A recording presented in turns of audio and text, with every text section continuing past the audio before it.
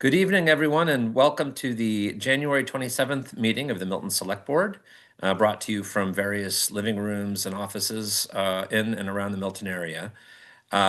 We will begin with the Pledge of Allegiance. If you would rise if you're able and join me in saying the pledge, that would be great. I pledge allegiance to the flag of the United States of America and to the republic for which it stands, one nation, under God, indivisible, with liberty and justice for all. Thank you very much. Our second item on our agenda is going to be a citizen speak. So I should say third, first is call to order. So for citizen speak, we allow 3 minutes per speaker and a total of 21 minutes to share the time.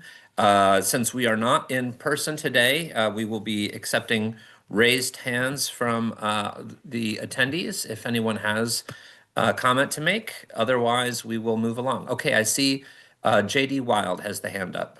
If you could promote them, Nick.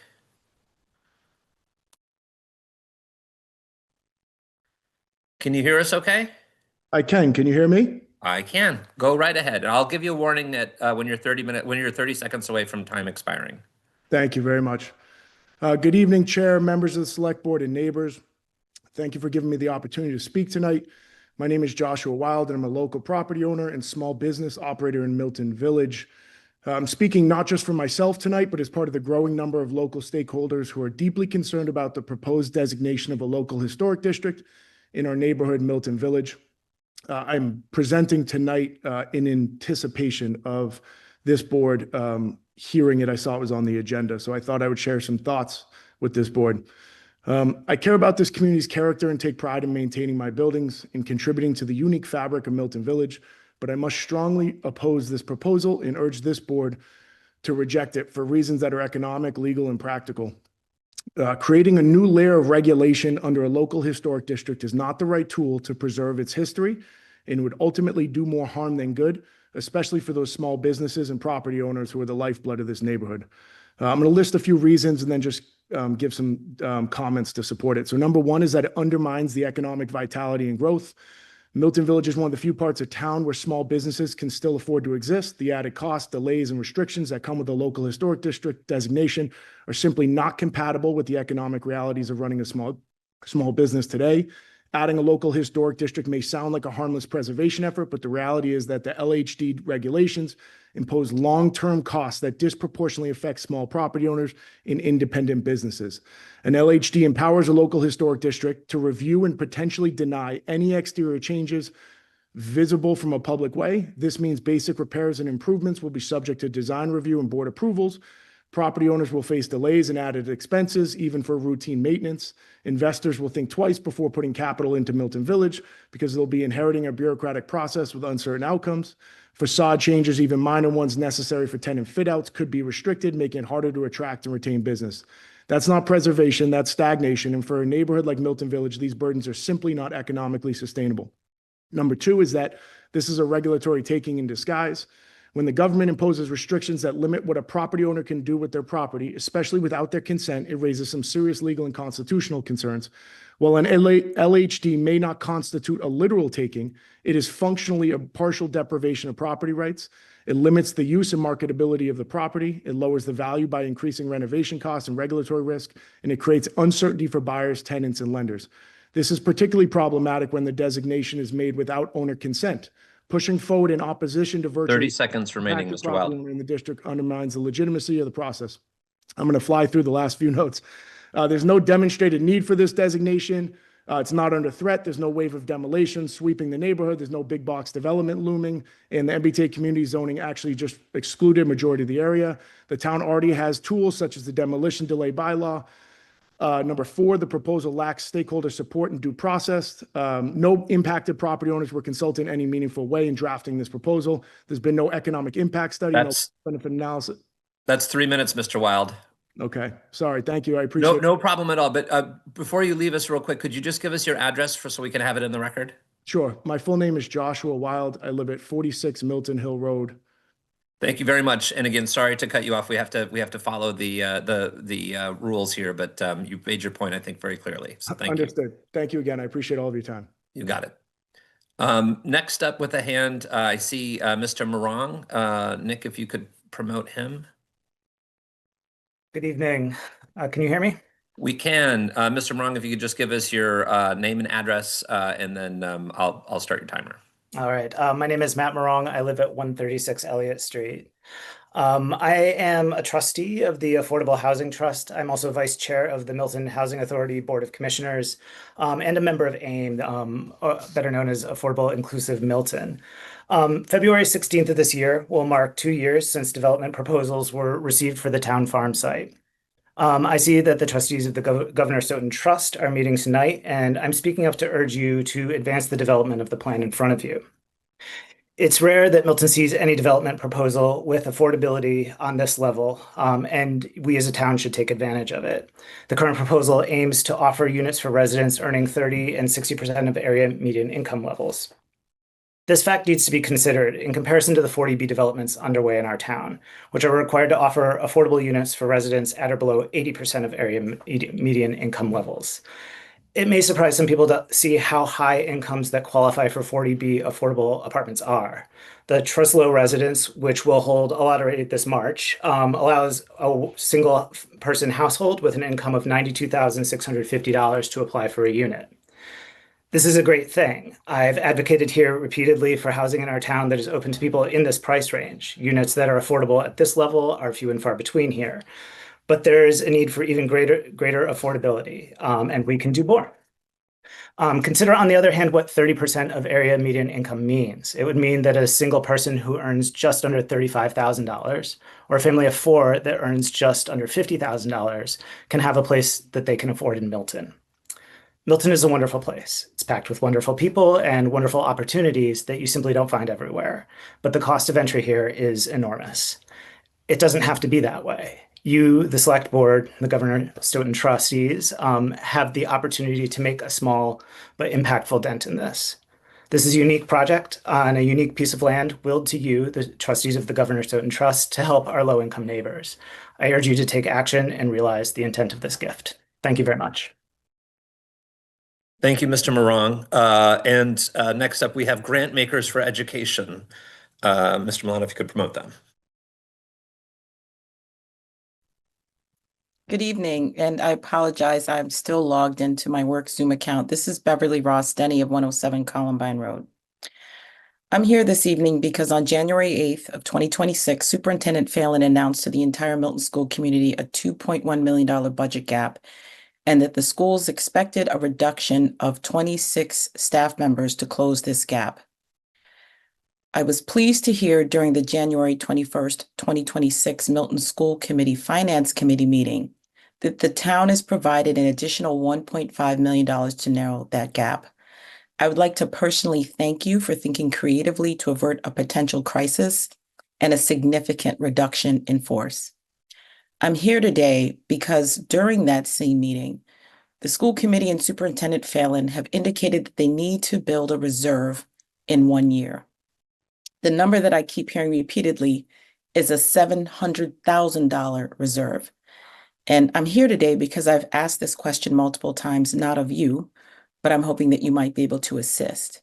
Is this $700,000 reserve a mandate from the town or the state?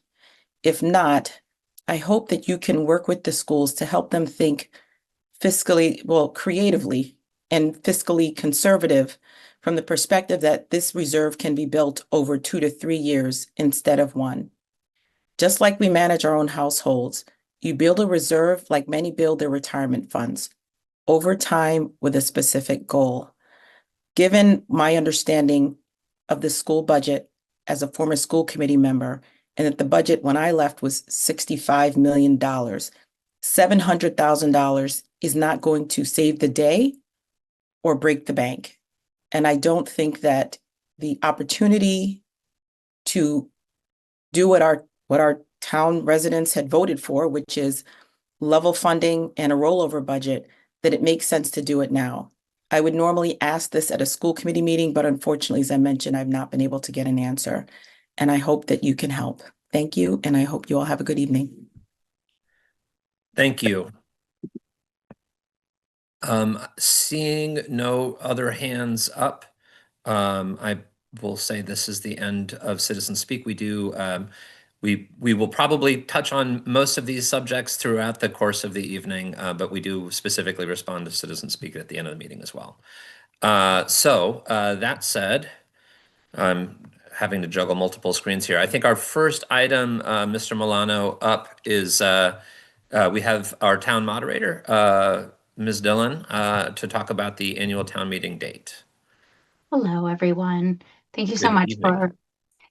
for inviting me to be here. I'm Liz Dillon, town moderator, and I live at 79 Governors Road.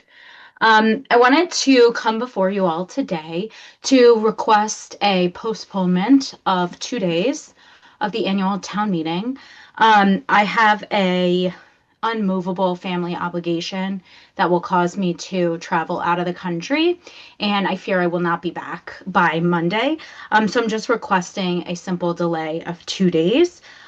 This is permissible under the Mass General Laws, Chapter 39, Section 9, which permits by a vote of the Select Board to move the annual town meeting up to and including June 30th. So clearly we're not getting to that, just a couple of days. So thank you very much for your consideration. And if you have any questions, of course, I'm happy to answer them. Oh, thank you, Ms. Dillon.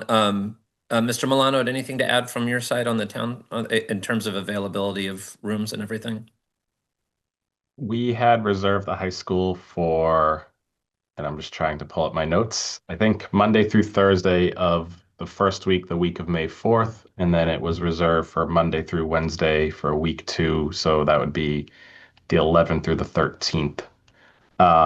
So that would provide 5 days that are booked right now in those first 2 weeks, 5 nights rather. Have we asked if, I'm sorry, Mr. Daly, to cut you off. Have we asked Mr. Milano if there is extended on either the Friday the 8th or Thursday the 14th, if it's extendable to either of those dates? We have not asked about Friday night.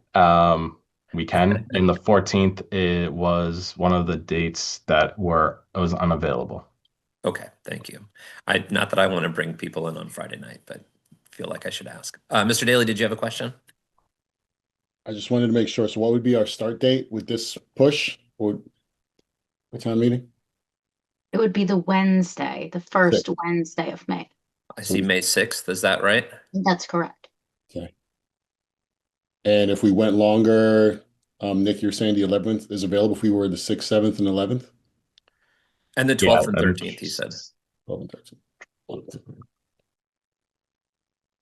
Just trying to find my specific dates they're not in front of me at the moment. I will give me 1 second. I'll just confirm the dates that we have for you all. Sure thing. And Mr. Wells, I see your hand. Thank you, Mr. Chair. I just think before we do anything like this, we need to publicize this to see the failing of the membership. It's unprecedented, and second, a Friday night. I think you really got to think long and hard about having a town meeting on a Friday night. Just my thoughts. I would think shortly and quickly about the Friday night and determine it was a no, but I do feel like I obligated to see the availability. I do believe that we've done this before, though, Mr. Milano. Is that correct? I believe the 2022 town meeting was moved to a date in June. If I remember this before I had started, but we had looked back at that. Looking at the schedule, so yes, confirmed and booked is May 6th, May 7th. Then the following week, May 11th, 12th, and 13th are all confirmed and booked. The 14th is not available. That's their Scholastic Honors Night. And then availability the following week, the 18th and the 21st are the next 2 nights that are available the following week. But under this, it would be the 6th, 7th, 11th, 12th, 13th that are available. Other questions or thoughts from the members? Do we need to speak with the town clerk at all about this? I understand Mr. Wells' point about speaking to the membership. I'm not sure how we would, if we wanted to get a poll or,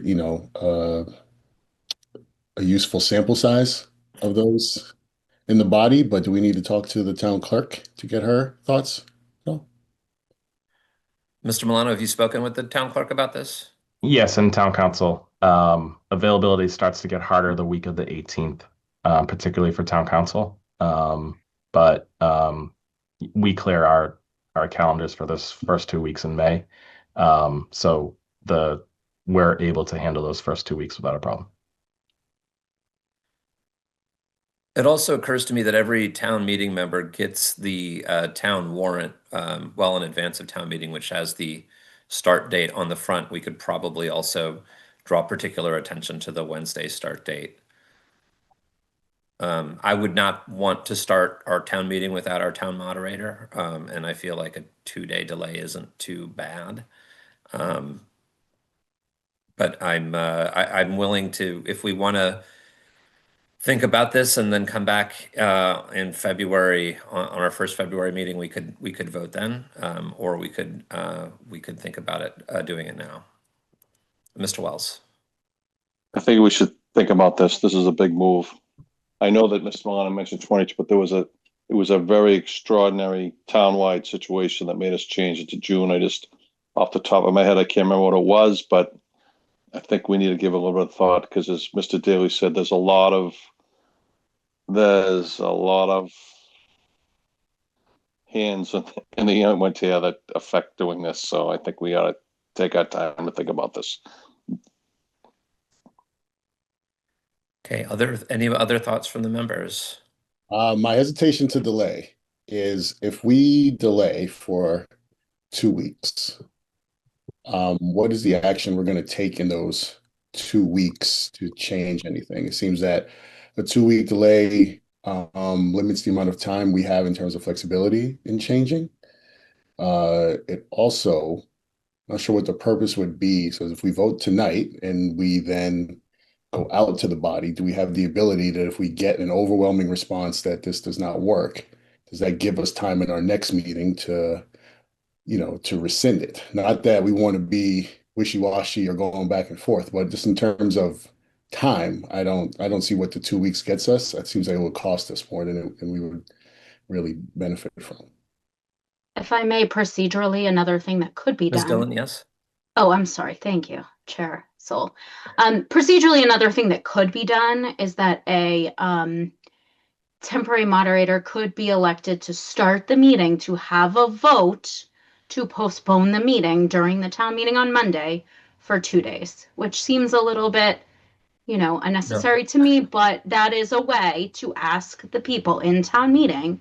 And if the majority of them voted to postpone it, I mean, they would have to come in on Monday, but procedurally, that is the way that would be done if you did not have a vote here. It's hard to ask the majority of town meeting members.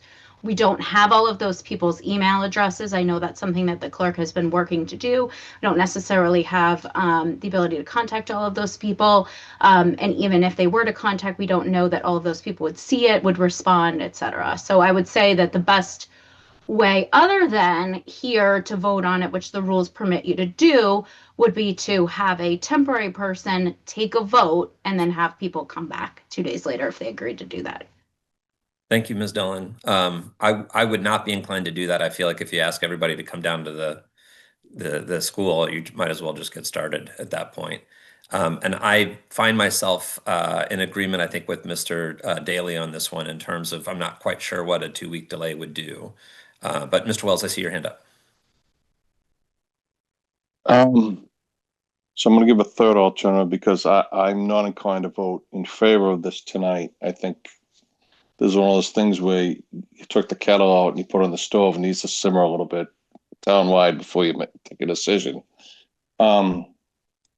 Just thinking from the benefit of how town meeting operates, if we started town meeting and we allowed the moderator to put all what I would call the non-controversial, like stagger the articles, so the things that would normally would be on like a consent agenda, have a temporary moderator get those through, and then in the second week when she's back, get into those other articles, which would usually be the meat of the agenda at the annual town meeting. Because let's say hypothetically we take a vote tonight to extend, and tomorrow morning we start getting pushback. And now we've already done it. I think we need to use time as an ally here. We need to use the form of communication to the multiple hundreds of town meeting members to like, this is an annual thing that has been in history well beyond my time, and just a thought of a different way to proceed here to make it a little bit easier for all of us, including the moderator. Thank you, Mr. Wells. Ms. Hegarty, I see your hand up. So I I kind of think we should just vote up or down tonight, because I think we have a lot of things on our to-do lists that we need to dedicate time to.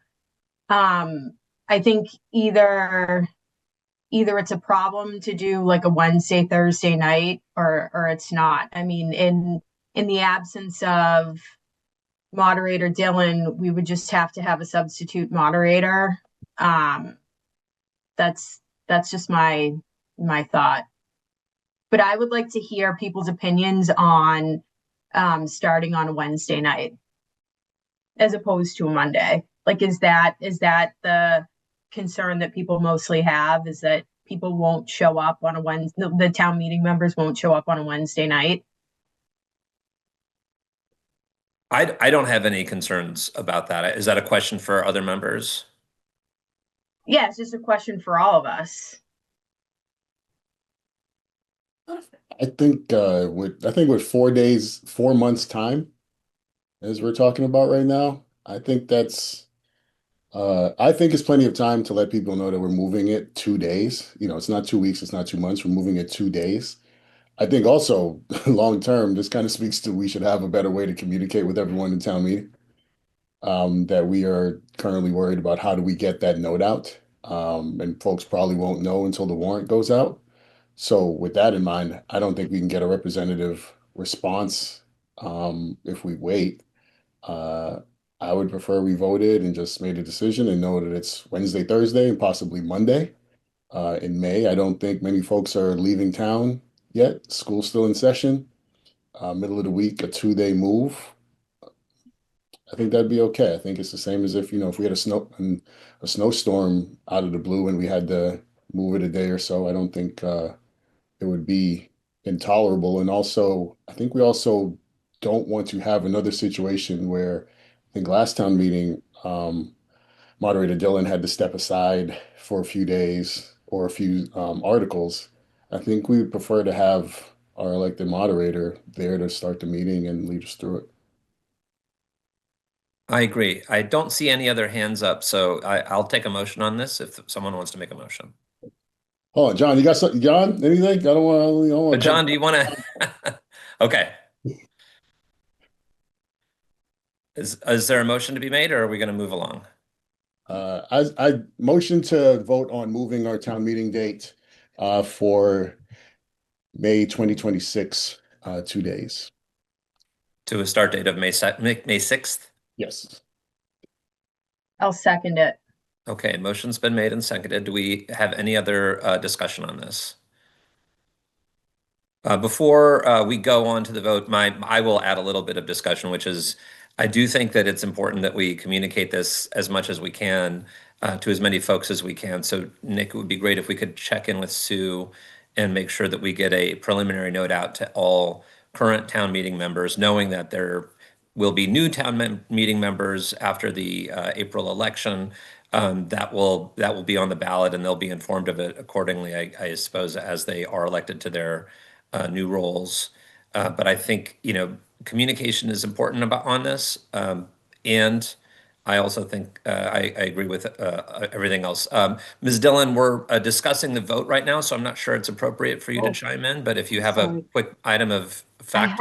I had an item regarding the notification, but I could keep it to myself. I know that I send a moderator letter out as well, in addition to the warrant, so I can put it in there as well. Excuse me. Thank you very much. That's very helpful. And I'm sure that we will discuss this once or twice before May, again, to just remind folks that this would be the case. So motion's been made and seconded. There's no further discussion, so we'll go ahead and move to a roll call vote. Ms. Hegarty? Yes. Mr. Driscoll, Yes. Mr. Wells, No.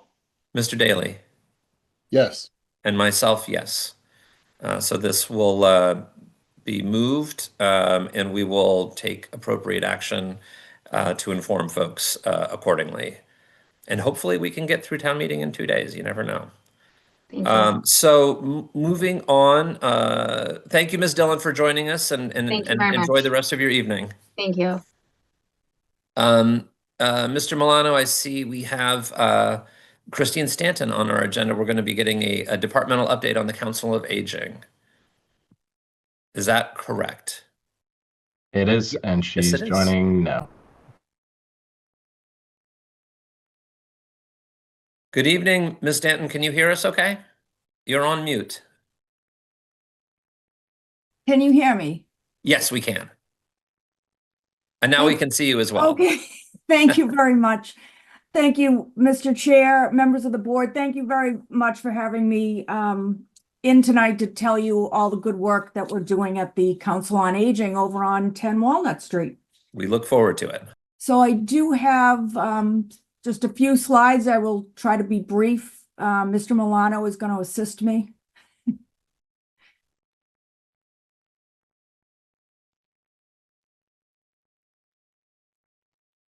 Okay.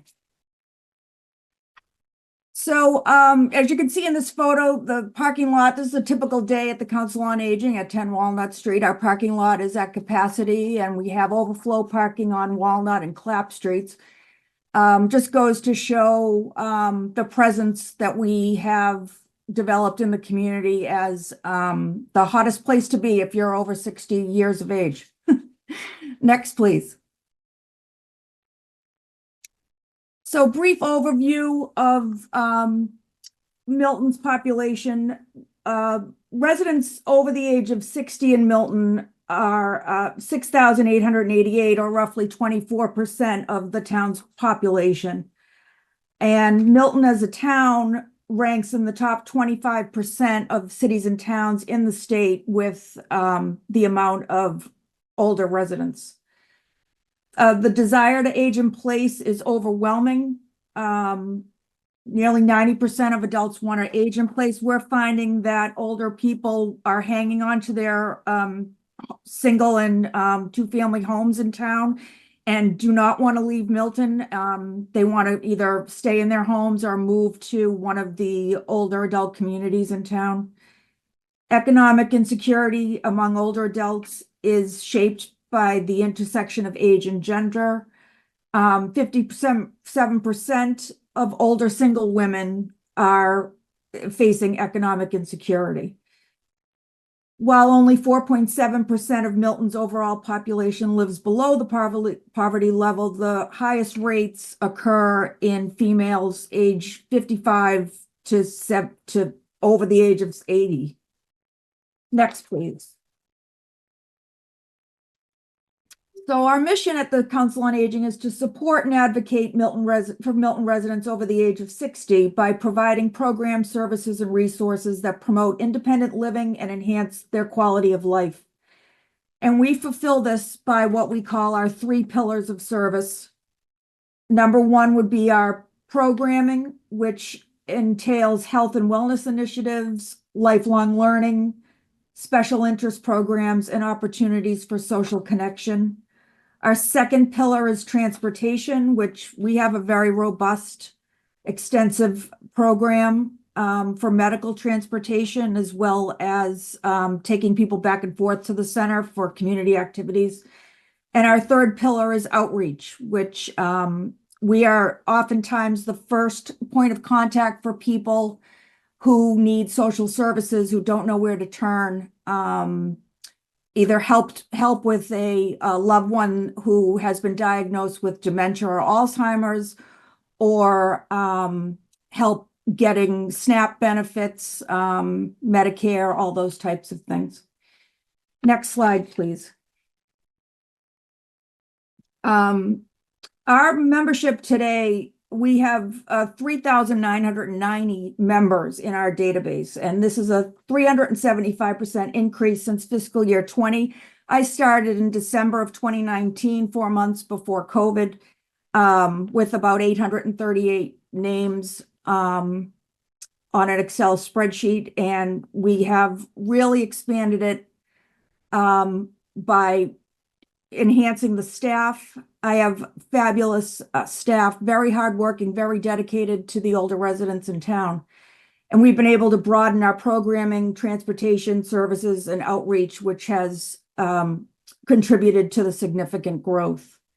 Of that 3,990 number, 78% are Milton residents and 22% are from other communities. We do not restrict anyone from any city or town can become a member and participate in the activities that we offer. We do have some activities which we will give Milton residents priority registration to make sure that they have first dibs on things. And our insurance assistance and programs like that, we tend to direct people who are from Boston or Quincy or other surrounding towns to their own aging services department. We try to prioritize Milton residents, of course, first. And so we're presently registering, our average amount of new members is 40 people a month. So we have quite a lot of foot traffic coming into the Council on Aging. You can go to the next slide, please, Nick.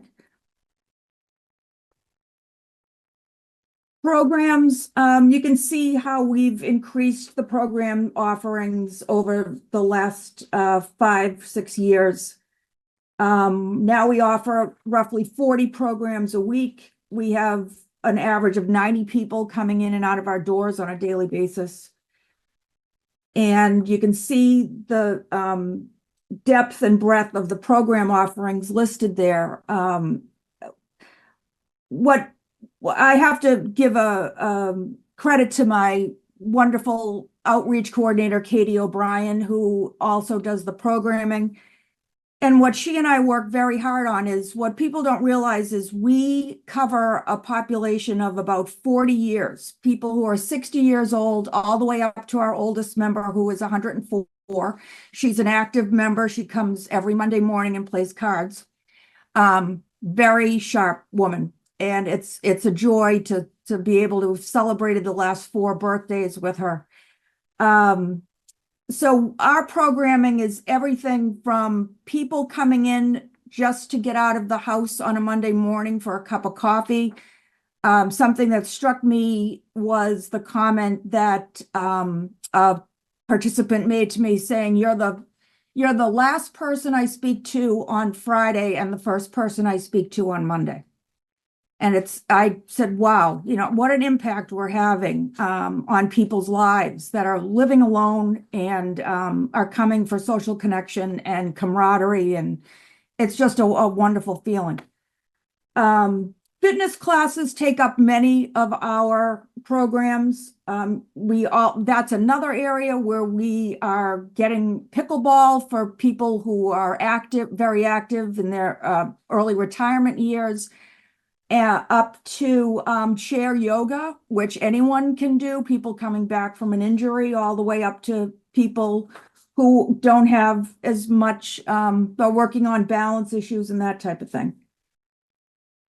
So our cooking, I won't list all these, but you can see the variety that we try to offer to everyone, including day trips. And we've had a couple of overnight trips, which we ventured into that realm down to New York City to see the Rockettes this last holiday season, which was quite a successful trip. So things like that.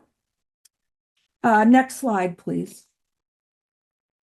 The next pillar is our transportation program, which we've had 120% increase since fiscal year 21.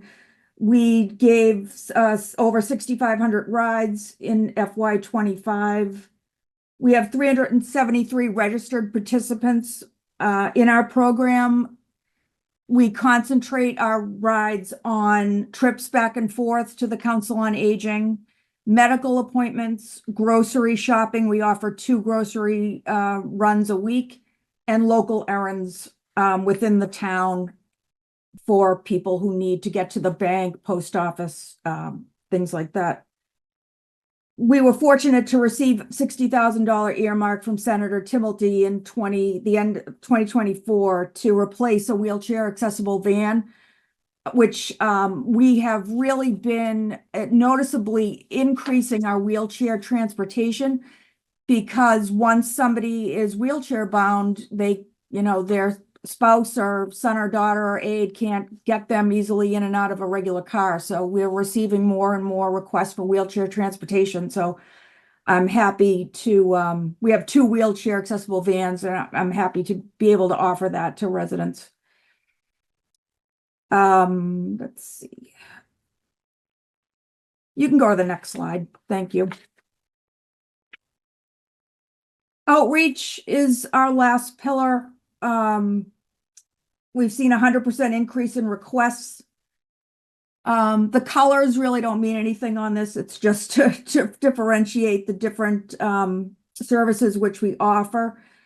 One thing that was remarkable this fall was Medicare re-enrollment happens in October. And many Medicare Advantage plans were discontinued this year. And many people's PCPs stopped taking certain plans, especially Blue Cross. And we have insurance counselors on a volunteer basis who advise people on changing Medicare plans. And our phones just rang off the hook with people needing assistance in that arena. And it due to federal changes in the law. So that was something we really experienced, a high volume of calls and appointment taking on that. And it took us 5 years, but we were able to establish the AARP tax prep assistance program, which is for low and moderate income people. They get free tax preparation at the Council on Aging. Anyone can call us for an appointment. They'll be on Wednesdays, starting in early February and ending late March. So we're happy to help in that arena. Very nice to be able to offer that. Next slide, please. Just a couple of stories that people have shared with us over the last couple of years. The COA has been a refuge for me during a very difficult period marked by health and family challenges. I cannot thank the caring, empathetic, and supportive staff enough for all they have done. The town is truly fortunate to have such a dedicated team. And another one, the COA is my lifeline from transportation, fitness classes, culture and art classes, to meeting new people in town. I live alone and cannot drive due to vision impairment. The COA takes me to the grocery store each week and to my medical appointments, allowing me to hang on to my independence.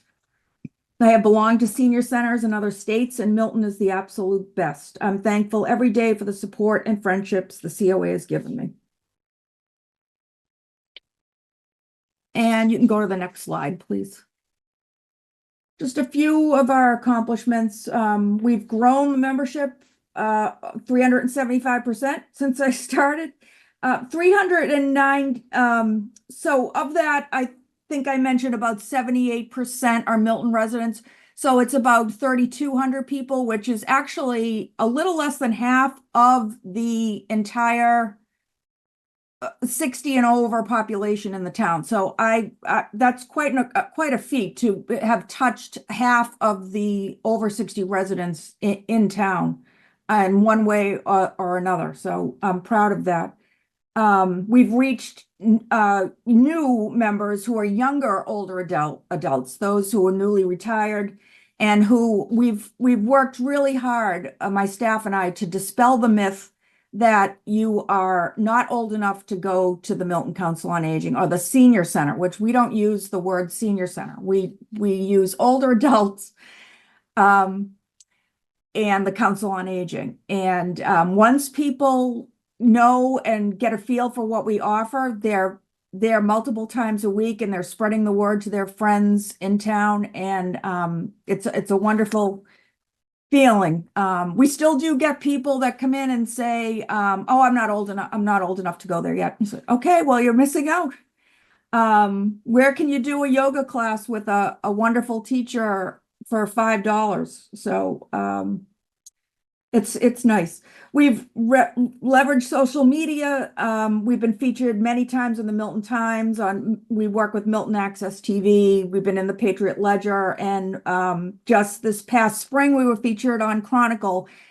Shayna Seymour and her crew came in and did a feature on our Mahjong group, which Mahjong, as you probably have heard, has taken off with many younger people, but we have offered it for many, many years, and we have lessons, and we have a packed room with 30 people with a waiting list playing every Wednesday morning at the Council on Aging. We have over 17 weekly exercise classes, like I mentioned, that, everything. We've got circuit training with Milton Boot Camp, yoga. We have hiking in the Blue Hills, line dancing, Tai Chi, Zumba, mental health. We've started these programs, many of them from member requests, bereavement group, low vision support, meditation classes for stress and anxiety. That was very big after COVID. People who had been cooped up, and those have all taken off. We've also started a photography group and a genealogy group. We have creative arts, tech support. Tech support is huge for older people. As you probably know, I mean, all your medical information is on a portal now, and it's hard to call your doctor's office. They want you to use the portal. So we have people coming in saying, "I need help just getting on this." And we have a wonderful technology instructor who does specialized classes, and she also provides twice a month one-on-one 25-minute appointments with people. So that is a big help for older adults that you don't think of. Social isolation, we started a breakfast bunch program. Actually, you can go to the next slide, please, and it's mentioned there too. Thank you. We received a grant for $5,200 from the Massachusetts Council on Aging for our breakfast bunch initiative. We partnered with Stella's in East Milton to offer breakfast for up to 22 people.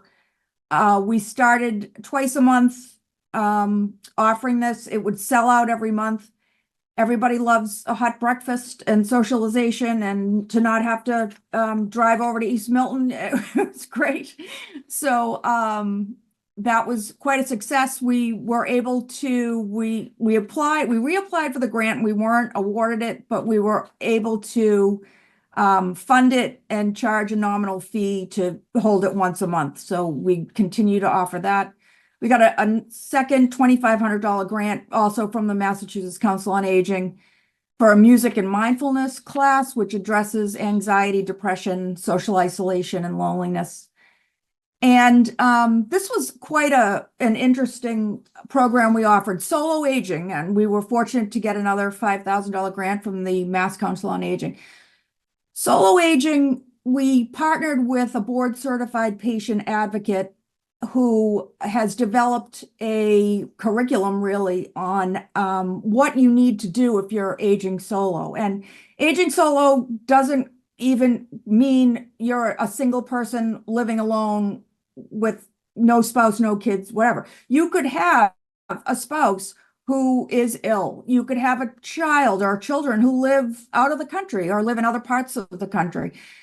So when we explained it, we really, we had a 5-part series in person at the Council on Aging. We would get 50 to 60 people. We had 65 people registered for the program.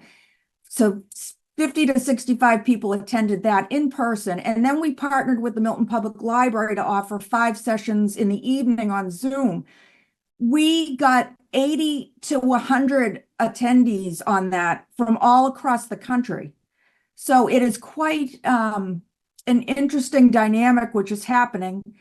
And out of it formed friendships and camaraderie and people who would meet on their own on Zoom to share ideas.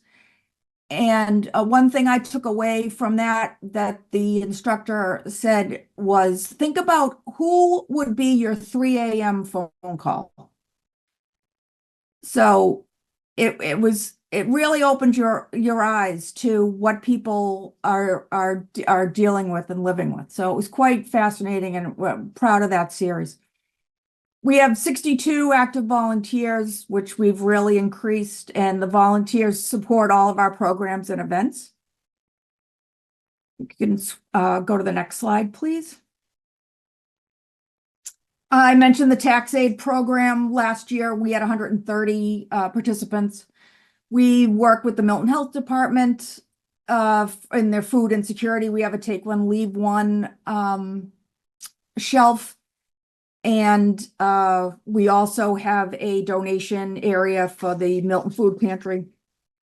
And I already mentioned we collaborated with the library for the solo ages. We also have a quarterly book club where Will Adamczyk, we're thankful for his participation to come and run that once a quarter with us. So we're thrilled to work closely with the library and the health department. Transportation, I have applied for the MassDOT Community Transit Grant program. We've been denied the last 2 years, last year because of noncompliance with MBTA communities. I applied for the third time this year, and I hope we get it. This is to replace an aging 14-passenger, well, an 8-passenger bus that we have, which is a 2015 that has a lot of rust and needs to be replaced. And I've applied for a 14-passenger just because of the increase that we're seeing in our usage and the ability to have day trips and things like that. So we should hear that hear the results of that in the spring. And I mentioned the $60,000 earmark, and we did buy that van. Next slide, please. And just our goals, promote aging in place and independence, enhance the programs and offer wellness programs, improve our transportation, strengthen outreach and communication. Next slide, thank you. Now, this is apples and oranges, but I think it's fascinating. So the COA budget is a little over $400,000, and the COA represents 24% of the town's population. And my budget is 1/4% of the annual town's budget. And so the schools are $73 million and or almost 17,000 per student, and we spend $59 per older adults. Now I know it's apples and oranges, but I just think it's something to just consider as we are helping almost a quarter of the residents in the town, and obviously not to the extent that the schools do. I'm not saying that at all, but I just thought it was an interesting fact. And next slide, thank you. So the request, as you know, everything was level funded requests. I had previously asked for an assistant director position and a full-time administrative assistant. Both have not been able to be filled. I have, let's see, 4 full-time staff people and 2 part-time admins, 6 part-time van drivers. So some of my full-time staff, we like to have evening programs to get in touch with people who work during the day and can't come to our programs. And so we don't get overtime or comp time for that. So that's just something we'd like to expand, and I will work with the town to try to work on that. We could use some new desks. Our furniture is original to the building, and it's actually what people are getting injured opening draw. So that's just something else that I'd like to get when possible. And I did put in a request of the FY27 capital budget in case I do get denied for the bus replacement, if the capital committee would consider replacing the bus for us, because it is long overdue. And Consolidated, we're in support of Consolidated's COA roof replacement. We're actually having an issue with ice forming and causing sort of a hazard in front of the building now with the storm. It's very icy, so that's something that we are in support of them doing the roof when they can. And last slide, please. I hope I didn't take up too much time. The building and parking lot are now at capacity, a clear sign of the strength of our programs and the community's enthusiastic engagement. Our demand for services continues to grow rapidly. My dedicated staff works tirelessly every day to meet these needs and sustain our momentum to deliver high quality, impactful services. Innovative programs, strong partnerships, thoughtful outreach. We remain committed to enhancing quality of life and ensuring long-term sustainable support for our community. And I thank you very much. As I said, I hope I didn't take too long, and I'm happy to answer any questions. Thank you so much, Ms. Stanton. That was a really thorough look at the Council on Aging, the incredible work that you do. Let me turn it over to the members for comments or questions.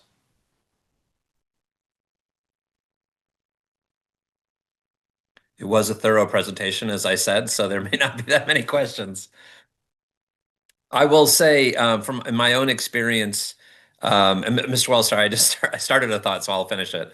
You mentioned Mahjong, the increasing popularity of Mahjong. My parents started playing Mahjong a couple of years ago. They are absolutely addicted to it. And my boss, who is, and my other job, my full-time job, who is the dean of the School of Public Health at Yale, has said the first thing that she plans on doing when she retires is to learn how to play Mahjong because of the benefits that it has for the still young brain, as I don't want to say the senior brain, but for right. anybody's brain really.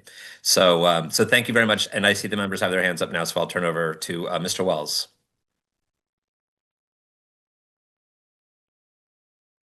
Thank you, Mr. Chair. Thank you, Christine. So, for full disclosure, when I joined this board 9 years ago, you remember our staff. You worked in our office long before you. Hard to believe you've been gone that long, that now you've clearly immersed yourself into your role as the director of the COA. So, just a couple of points. One is, thank you for advocating so strongly for those that you represent.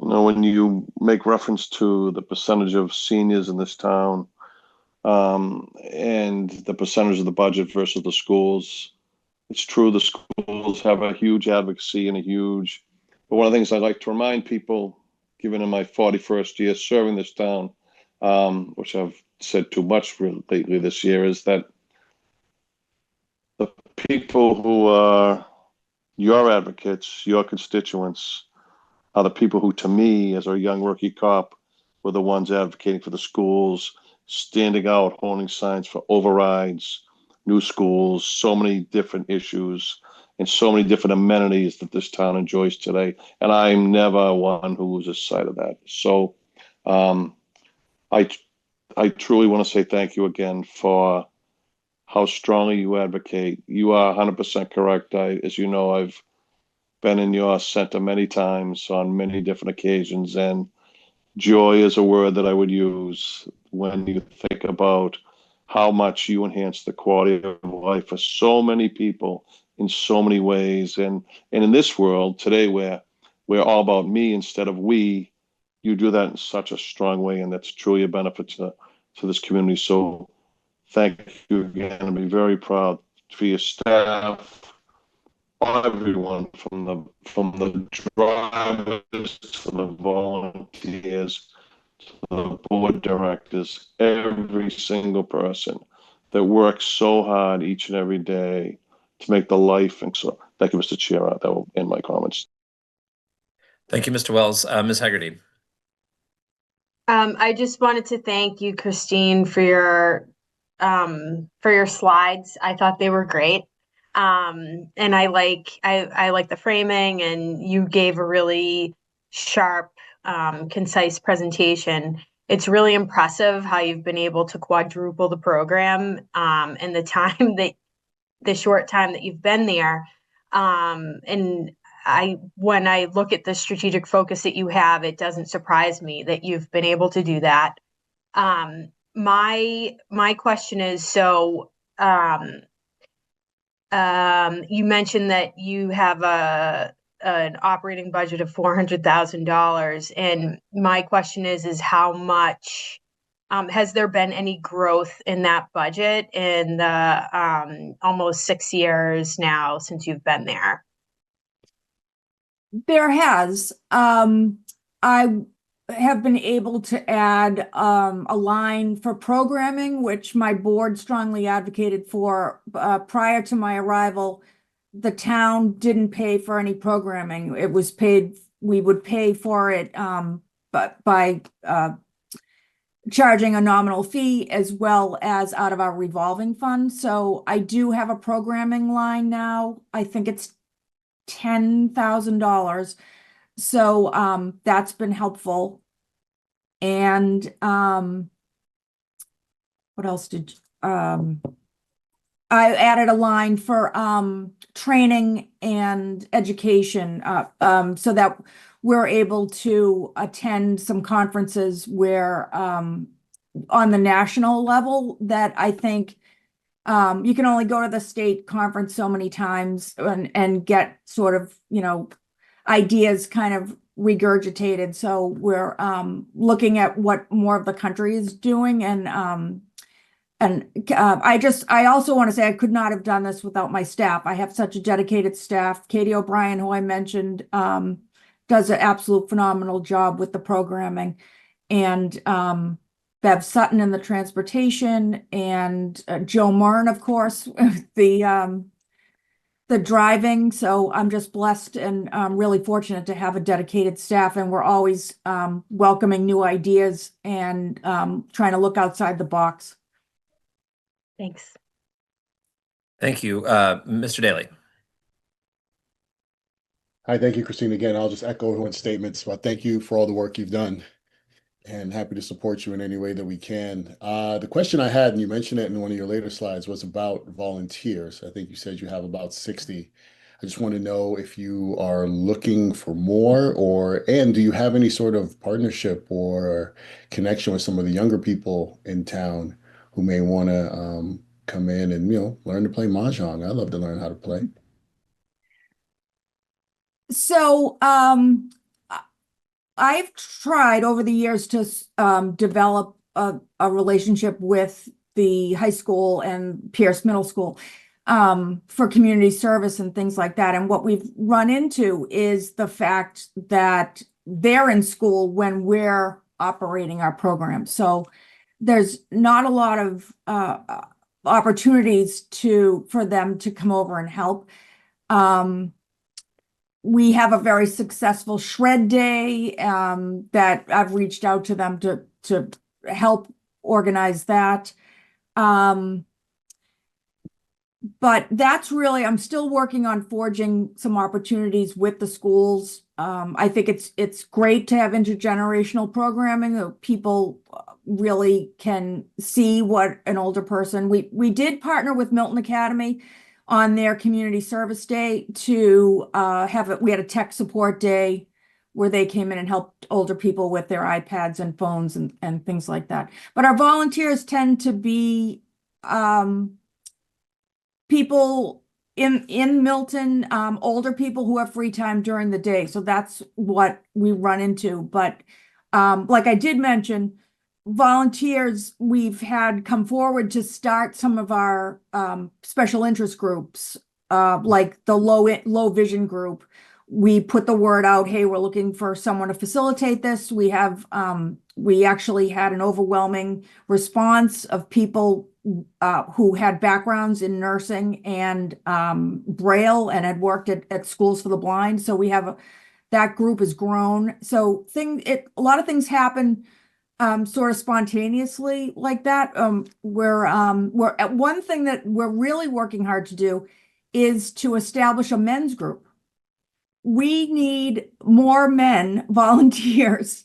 If there are any gentlemen out there who want to come in and run a coffee hour weekly or a couple of times a month around sports or history or anything like that, I'd be really happy to talk to them. Our men's groups that we have offered in the past have been well attended, but no one really steps up to run it. So that's where, if anyone out there is interested in that, we could definitely use a volunteer there.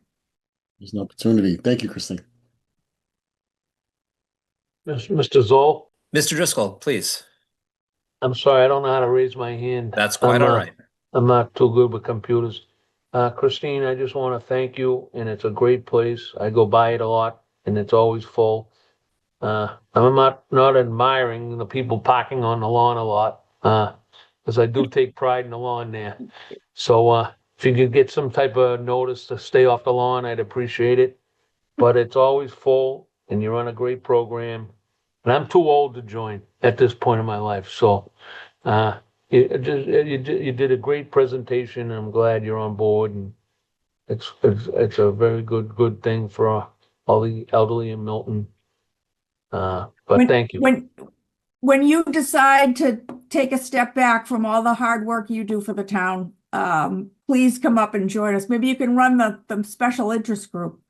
But thank you. And thank you all for your report, your support, I should say. And I really appreciate it. And thank you.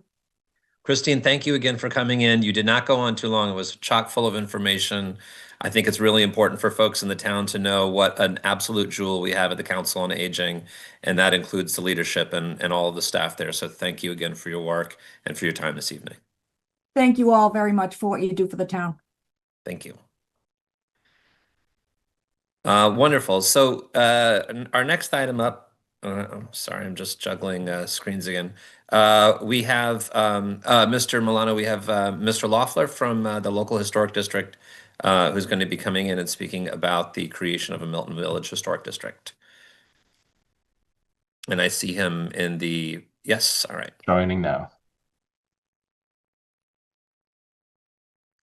Can you hear me? Yeah. We can, Mr. Loeffler. Loeffler. There's Loeffler, sorry. plenty of Larry Loeffler, chairman of the local historic district study committee. I live at 96 Cliff Road here in Milton.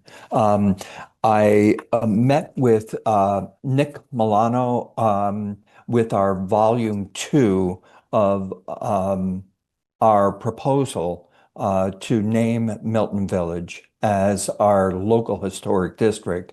But before I get into that and the wonderful suggestions that were given to us, I wasn't able to meet with my committee because of the snow yesterday, but we have a meeting set for next Monday, and we'll come back and give you an update as needed. I wanted to address some of the inaccuracies of one of the townspeople speaking. When we had we've been at this for 4 years, and we did an exhaustive study of all the types of historic districts. There's federal, state, and local. So I just want to focus on the local. We have both federal and state local historic districts in our town that we care very much about. Only about a third of the towns in Milton have local historic districts. So that is a different designation, and it comes with some support and some benefits as well as some structure to it. But the way that our bylaw is written, it doesn't curtail business. And in the final proposal, we'll know, according to the way that this is finished, what the approval process is. And so I have personally spoken to all of the town property owners in this area, and over the 4 years, we've been very active with it. But the notes that we received from Nick, and I'm not sure, Nick, who else is on here. It's just initials. It really doesn't matter. Everything that was suggested clarified some of the questions that we had. The specific question that we have is our district study committee is studying this. And the reason why Milton Village was chosen is because there is no protection for that area. And Milton Village is the original part of Milton. It's where Milton started. It is a historical spot in so many different ways and unprotected. We don't want to curtail business. We've been as a town for many, many years, and we hope that with this protection that we can allow the members and the commercial owners to grow over the next 200 years. So there is a voice, and over the next couple of months before the town meeting, there will be more public meetings, and we'll address further the issues. But there's about 160 towns, local historic districts over the 300. As I said, about a third of the towns have them. It has not been proven to be a curtailment of industry. It has helped raise the property values in each of the communities. So I just wanted to say that, because what was said before was not as accurate as it should be. Do I have any questions from the people? Nick, does the committee, the select board, have a copy of this current version?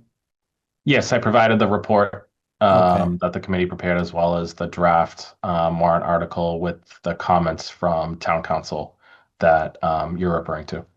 Yeah, the comments are great, and we're going to get right on that.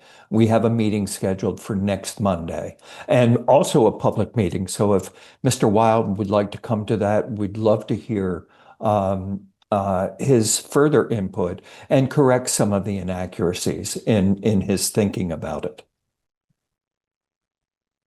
Do I have questions from the members for Mr. Lawfer?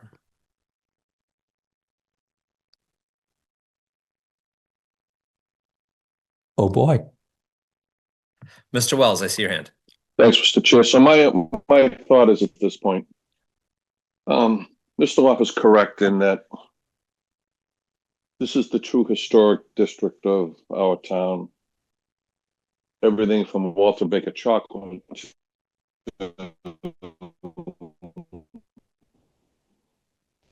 Mr. Wells, we are losing your sound a little bit.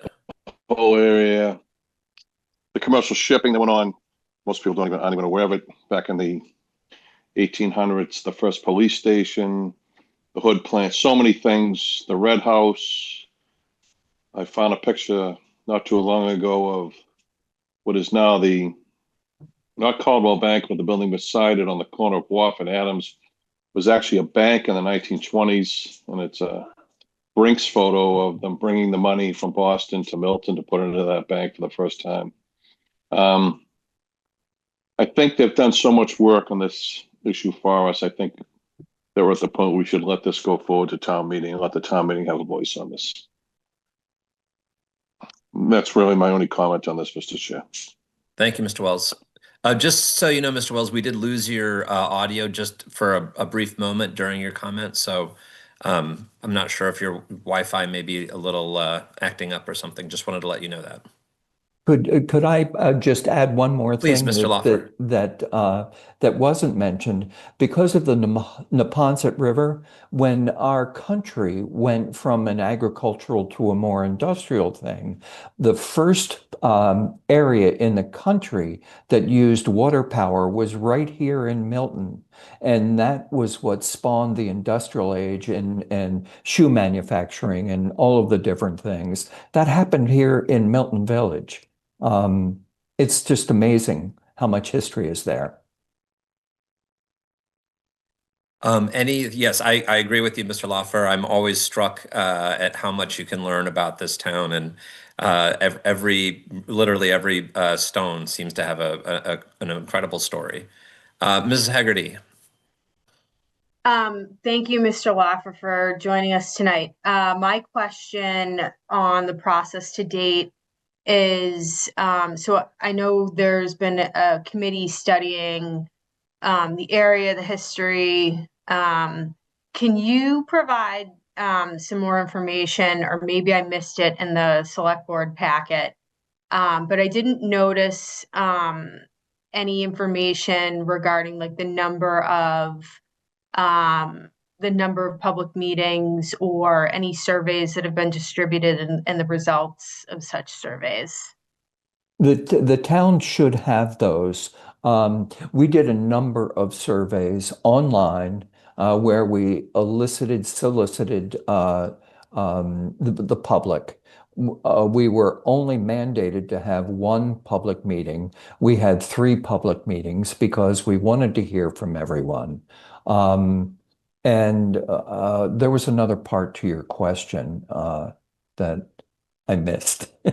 No, it was just I was just wondering like where the information would be regarding public feedback, but I think you just answered it. Yeah, but we've also been in the newspapers as well. It's been covered by the Milton Times and some of the other local outlets. Mr. Daly. Mr. Lawfer, thank you for sharing. I understand this is already going towards be put forth at town meeting, correct? Yeah, well, yes, and we're trying to get all of the language corrected and in conjunction with what the state demands. If you don't mind, could you tell me how you see this working in conjunction with the planning board?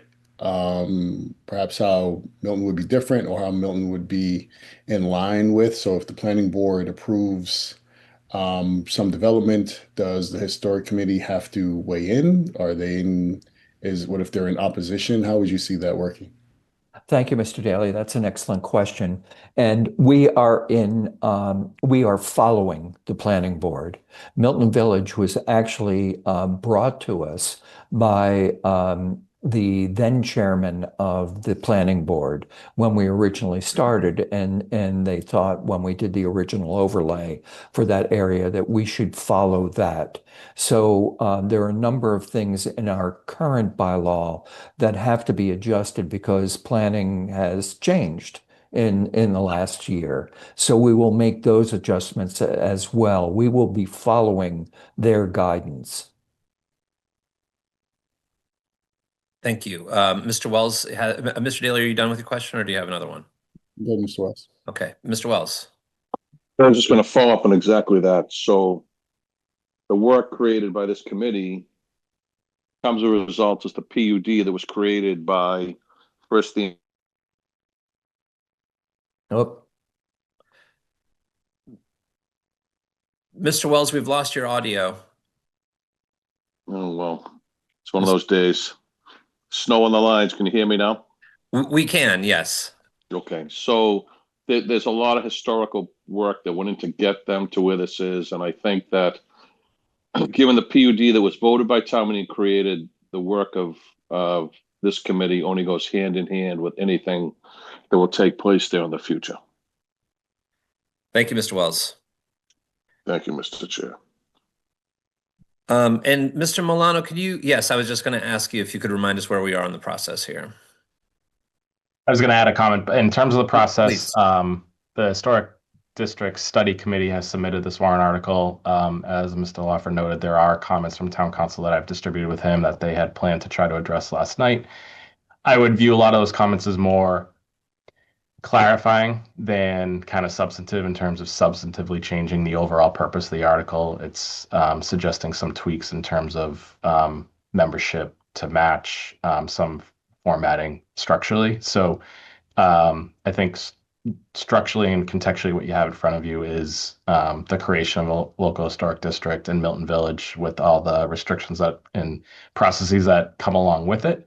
The changes that I think are being discussed here are not going to dramatically alter the overall warrant article. And Thank then you, I Mr. just wanted Milano. to No, that's helpful. clarify, just so Go we're ahead. talking in kind of the same language. So anything that would be approved by the planning board in Milton Village under that overlay would be zoning approval. But any project, construction project, renovation project, whether are covered by the Milton Village overlay or within the local historic district parameters and area, would require also approval from the local historic district. So I just want to make sure we there are two separate boxes and two separate check boxes that would have to be met. Planning board would be zoning approval, and then projects would also need a certificate of approval from the local historic district commission to proceed. So you need to satisfy both processes in order to move forward. Thank you. That's very helpful. So I think from where we are right now, Mr. Lawford, I know you're, as you can see, our committee also today had our meeting slightly disrupted from the weather.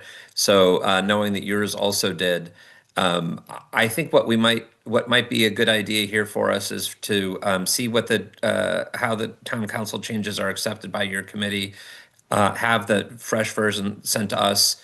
I really find myself in agreement with Mr. Wells on this to allow town meeting to have the opportunity to weigh in on this. So I think for now, there's no action needed from the board unless somebody else feels differently. But we'll stand by to receive the final version and review it. And the select board will, I'm sure, like we always do, take votes on both in terms of having things on the warrant as well as our position on those warrant articles. Does that sound right to everybody? Can I just ask a quick clarifying question? Please. So the comments that Darren made to the draft warrant article, are they going to materially affect the language that is currently in there?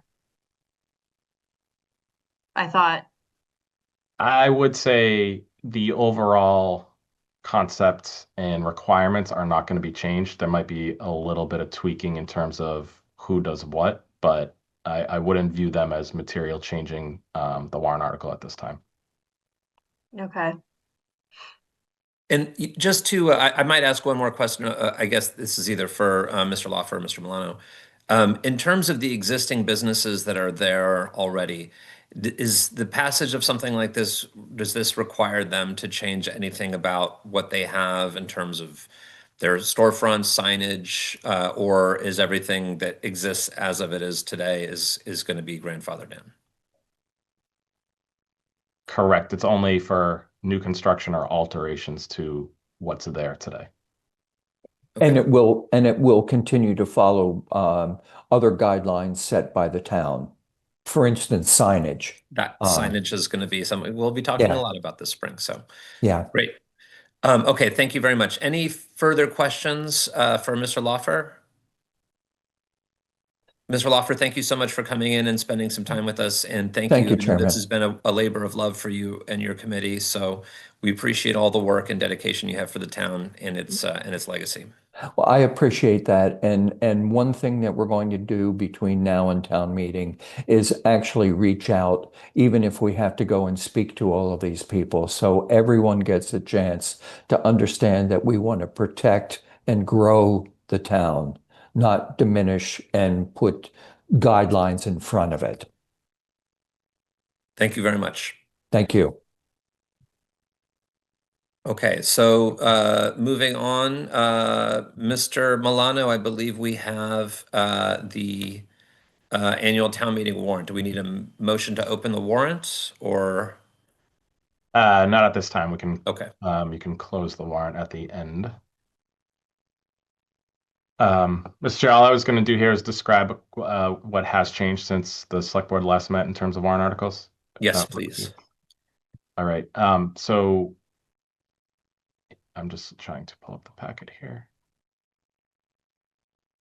As I had alluded to at our prior meeting, the Fire Station Building Committee is working towards a recommendation on its warrant article for discussion at town meeting in May.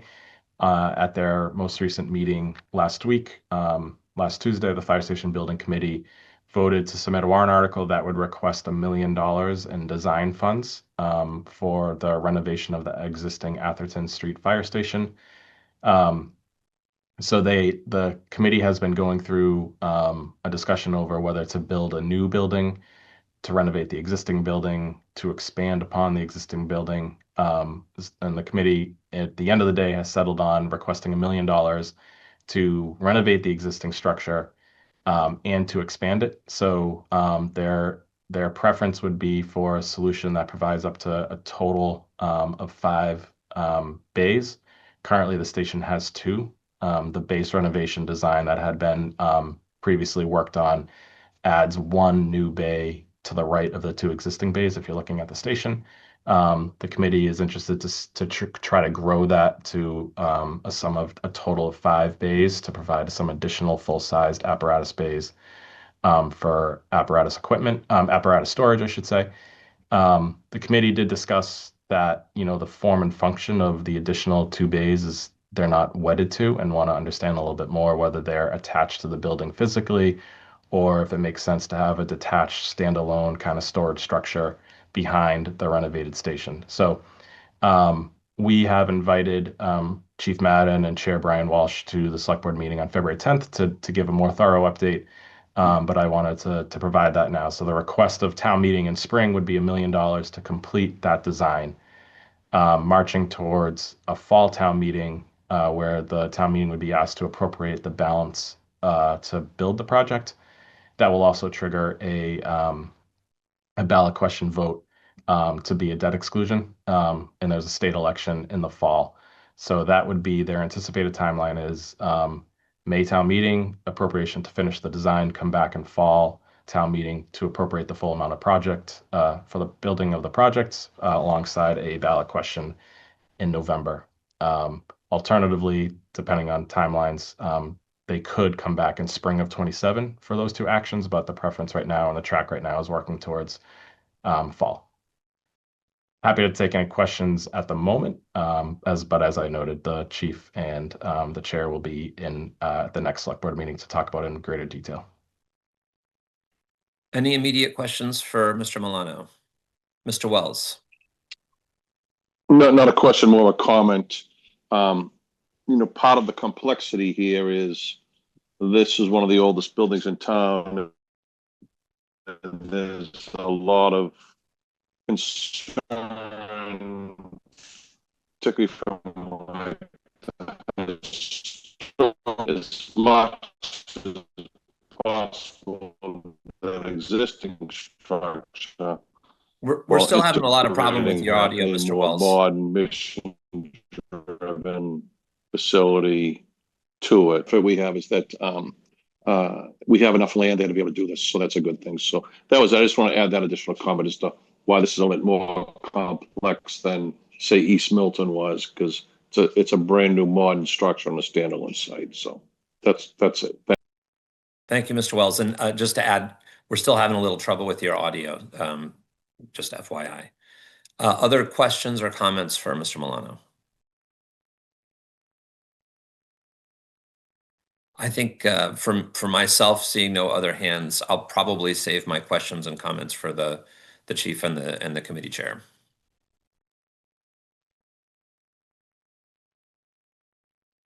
So I think we can move on. Other new items in the articles in the warrant. The planning board is meeting Thursday where they're going to pick up the conversation around the sign bylaw. They've made a lot of headway on that, continue to work with the assistance of Town Council Carolyn Murray from KP Law on that. So we don't have it in final form. Ideally, we will at the conclusion of their meeting on Thursday. The Historical Commission had alerted to me to a potential warrant article that I had failed to share with the board prior to this meeting, but they've been looking at the definition of demolition and the lack of a definition of demolition in our bylaws. We do have a demolition delay ordinance, but but demolition is not defined. So it's been treated as requiring or meaning total demolition of an entire structure. The Historical Commission is interested in potentially adding a definition of demolition, which expands that to mean alterations and certain kind of changes beyond just a total demolition and of a building in its entirety. The Historical Commission is meeting tonight, so I'll know at the end of their meeting tonight just to confirm that they wanted to move this article to the Maytown meeting. So they had submitted it, but I just wanted to share that, and we'll have a final determination, if not already, then later this evening. And then that leaves the potential warrant article as listed on the agenda regarding the prohibition on recreational marijuana. And Mr. Chair, I'll turn that back to you.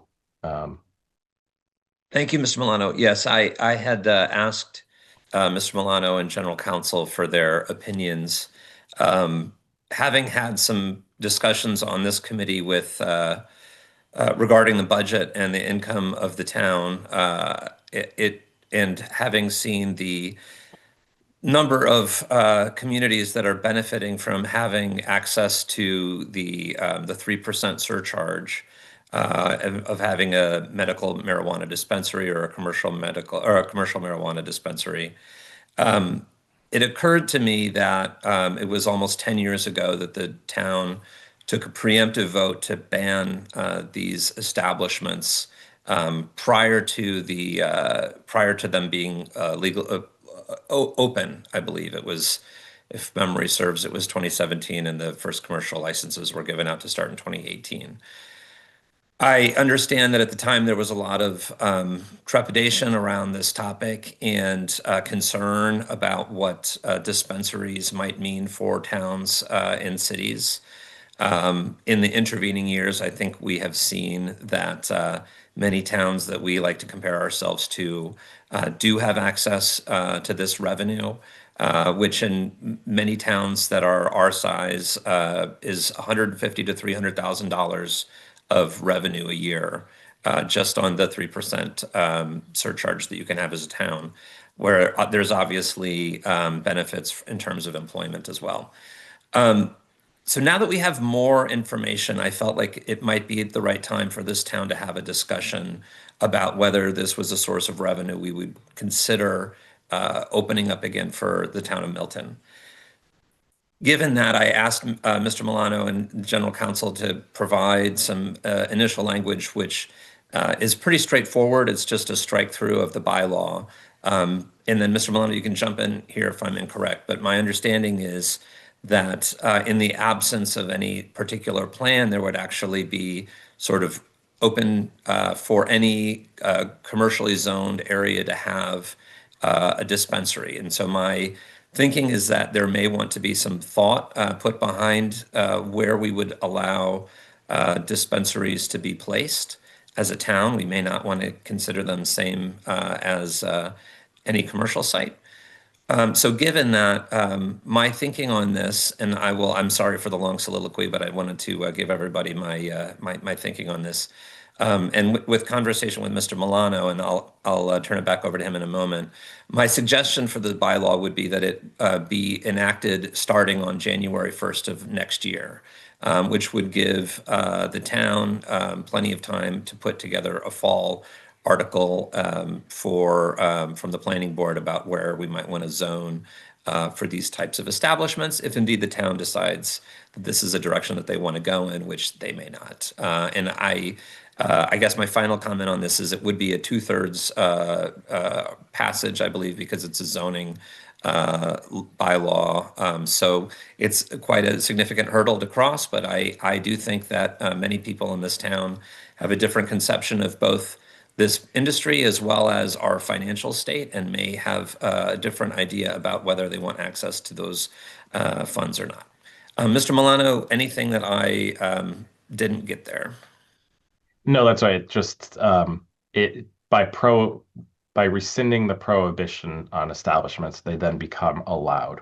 So that's why, as Mr. Zoll noted, if there want to be further regulations on them, they would need to take place via a separate bylaw amendment, whether it happen at the same time or a later date. But that's they just become allowed is once there's no longer a prohibition on the books, these uses are allowed, similar to how other retail shops might be regulated.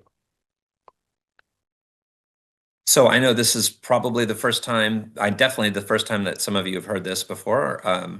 So I would be very open to questions or comments or feedback on this bylaw or the concept of this bylaw.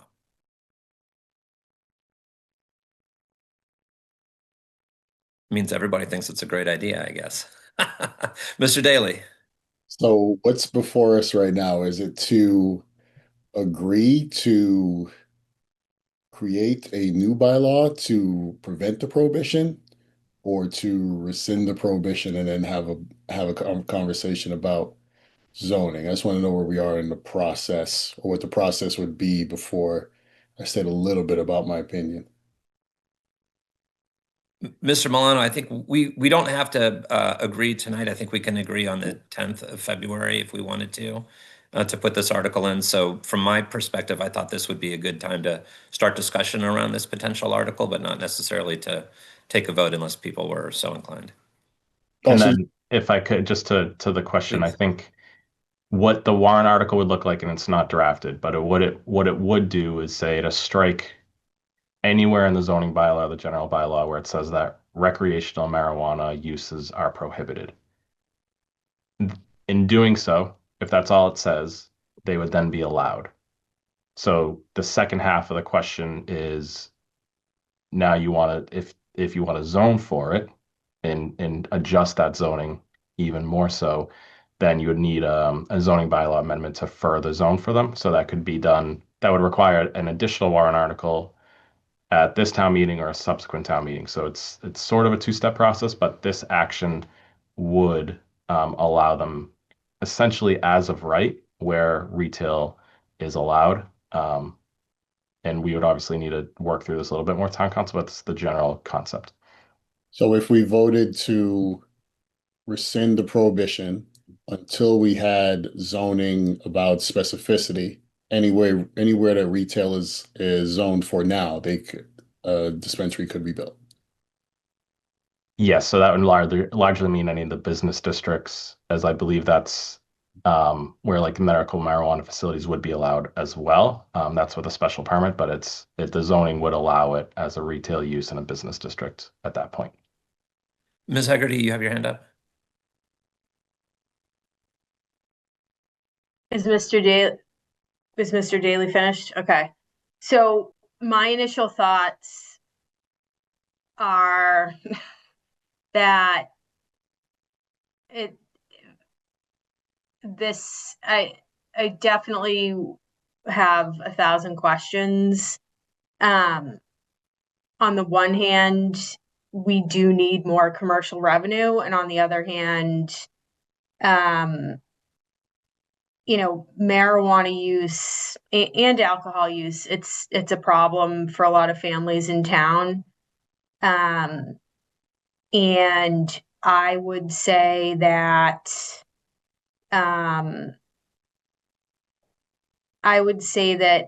if we rescinded the prohibition, I would really prefer that we have well thought out and well studied regulations on how to manage this use, because it really is not a joke. I mean, this can ruin lives. And I know we have liquor stores in town. I don't want to sound like a total prohibitionist, but at the same time, this is in my opinion a big move to make. So I would really want to make sure that we understand how this is impacting similar towns. Are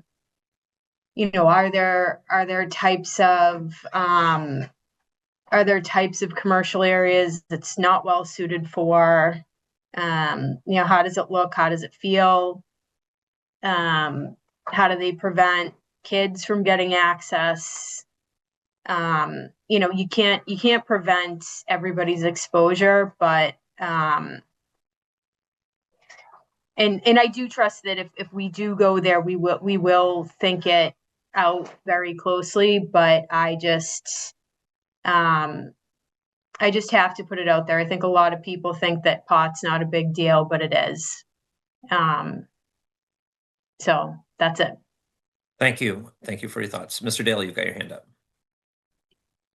Yeah, I gotta say, my initial reaction is, and again, I'm not a teetotaler or necessarily a prohibitionist, but I am incredibly hesitant to allow dispensaries, even with the potential revenue generated, which I think we'd have to see if it's still the same as when, these things kind of came online in 2018, because now I feel that, there are so many around, and thinking of the potential places where where they could pop up, uh, I'm not sure the potential revenue generation in this way is enough to outweigh what I'm looking at as some of the negative impacts. And I'm not against folks using. It's legal, and in some ways it's very similar to alcohol, but I'm really hesitant to say that we're going to have a dispensary somewhere in Milton limits right now. But it's going to take a lot of discussion and talk. I'm even coming off of us just having that long discussion with our public health folks about, alcohol on town land. This is something that this is a this is a potentially big storm and discussion for us to have in town. Yeah, I agree, and that is indeed why I suggested it, and I think it's a conversation we should be having publicly. So, Mr. Walls, you have your hand up. Thank you, Mr. Chair. Let me begin by saying I'm a hard no on this, and I'll give you a little bit of historical. I was police chief when the select board at the time made the decision, and I don't believe, Mr. Monahan, I think you need to, I think we took, not only did the board take a prohibition on it, they opted not in, and I think they also opted in, you may need to look, that even if at some point, if the town voted to approve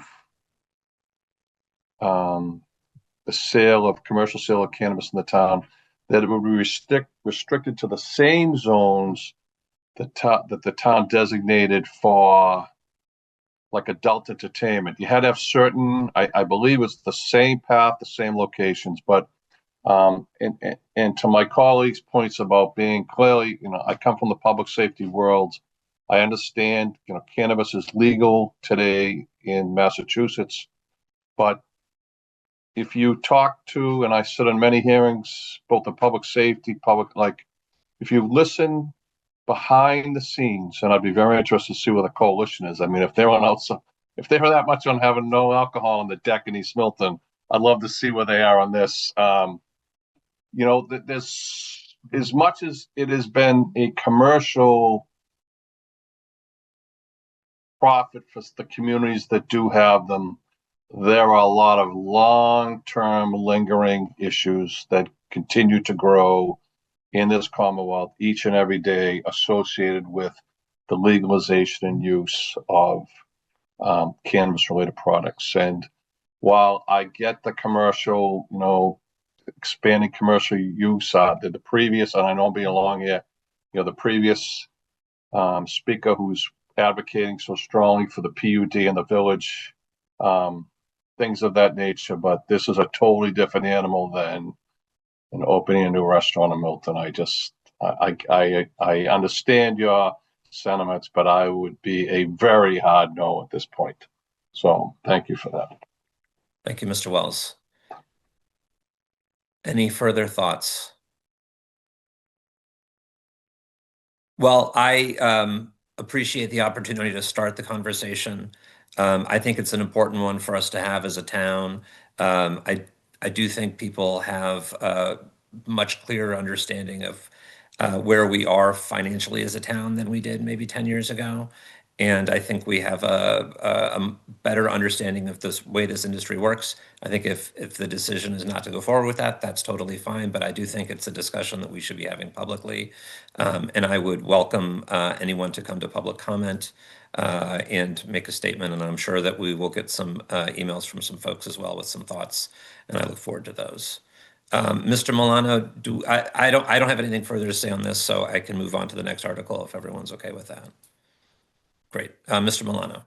I don't have anything further on the annual town meeting warrant. We're working with town council to fine tune a couple of the other articles, but conceptually, they're all unchanged. So any final tweaks to wording, we'll try to have fully approved by this board at our next meeting on the 10th. But that is the lay of the land, and I'll provide an update as soon as I hear from the Historical Commission on that outstanding article. Thank you very much. And so we don't need to close the warrant, do we? No, the warrant is been closed since the board All had right. set a date for earlier this month. Remains closed. Then item number 8 is the fiscal year 27 budget. Mr. Milano, I'll turn it back over to you. I think I'm deferring to Ms. Haggerty first. Oh, Ms. Haggerty, please. Sorry. So, the select board and school committee are continuing to collaborate on closing the budget gap that Mr. Milano has spoken of in previous meetings. We're getting closer to a resolution on FY27. But in this process that Member Daley and Mr. Milano and I have been participating in, it's clear that we're going to have to make sure that we figure out a plan for FY28 and 29. So the solution that we're looking at for 27 is not it's not necessarily repeatable, and we're going to continue to have to work to sort of land the plane here on the structural gap. We are hoping to have a more firm proposal by February 10th. And we're having a meeting with select board, school committee, warrant committee. We're shooting for February 4th and budget coordination committee on February 9th. So I just wanted to share some of that commentary before Mr. Milano provides an update. And also too, I'll ask Member Daley if I've forgotten anything or if we have anything else that we'd like to share. I don't think anything's been forgotten. I know, I assume Nick's going to give his update on where his last meeting with the superintendent as well as assistant superintendent Katie Blake. I do want to take the moment, if I could, Chair Zoll, just to use this for public comment response from Miss Denny, where she asked about the reserves and the 700,000 that was proposed to be saved, and if that was a direction from the select board. That has not been a suggestion from the select board. We actually are encouraging the schools to use more of their proposed reserve funds. In one of the more recent school committee meetings, it was stated that they have a goal of getting to $3.1 million in reserve funds. And I will say, to their credit, the discussion was, should they move off the initial target of doing that within, I think, 2 to 3 years, or moving that target to 5 to 7 years? I think we have been in a state of saying that to build those reserves less aggressively would certainly be, in our opinion, much more fiscally responsible given the times that we are in. So that has been presented as a suggestion to the schools and the school committee, that they build those reserve funds more slowly and use the funds that are available for their current needs. I think Town Administrator Milano has presented our suggestions or early suggestions for use of free cash, as well as the places that we can support the schools. And we have hoping to have another meeting next week before our joint committee meeting. And hopefully we're getting there. The numbers are getting closer. But I think also this is not about 27. We all know this is also about 28, 29, and 30.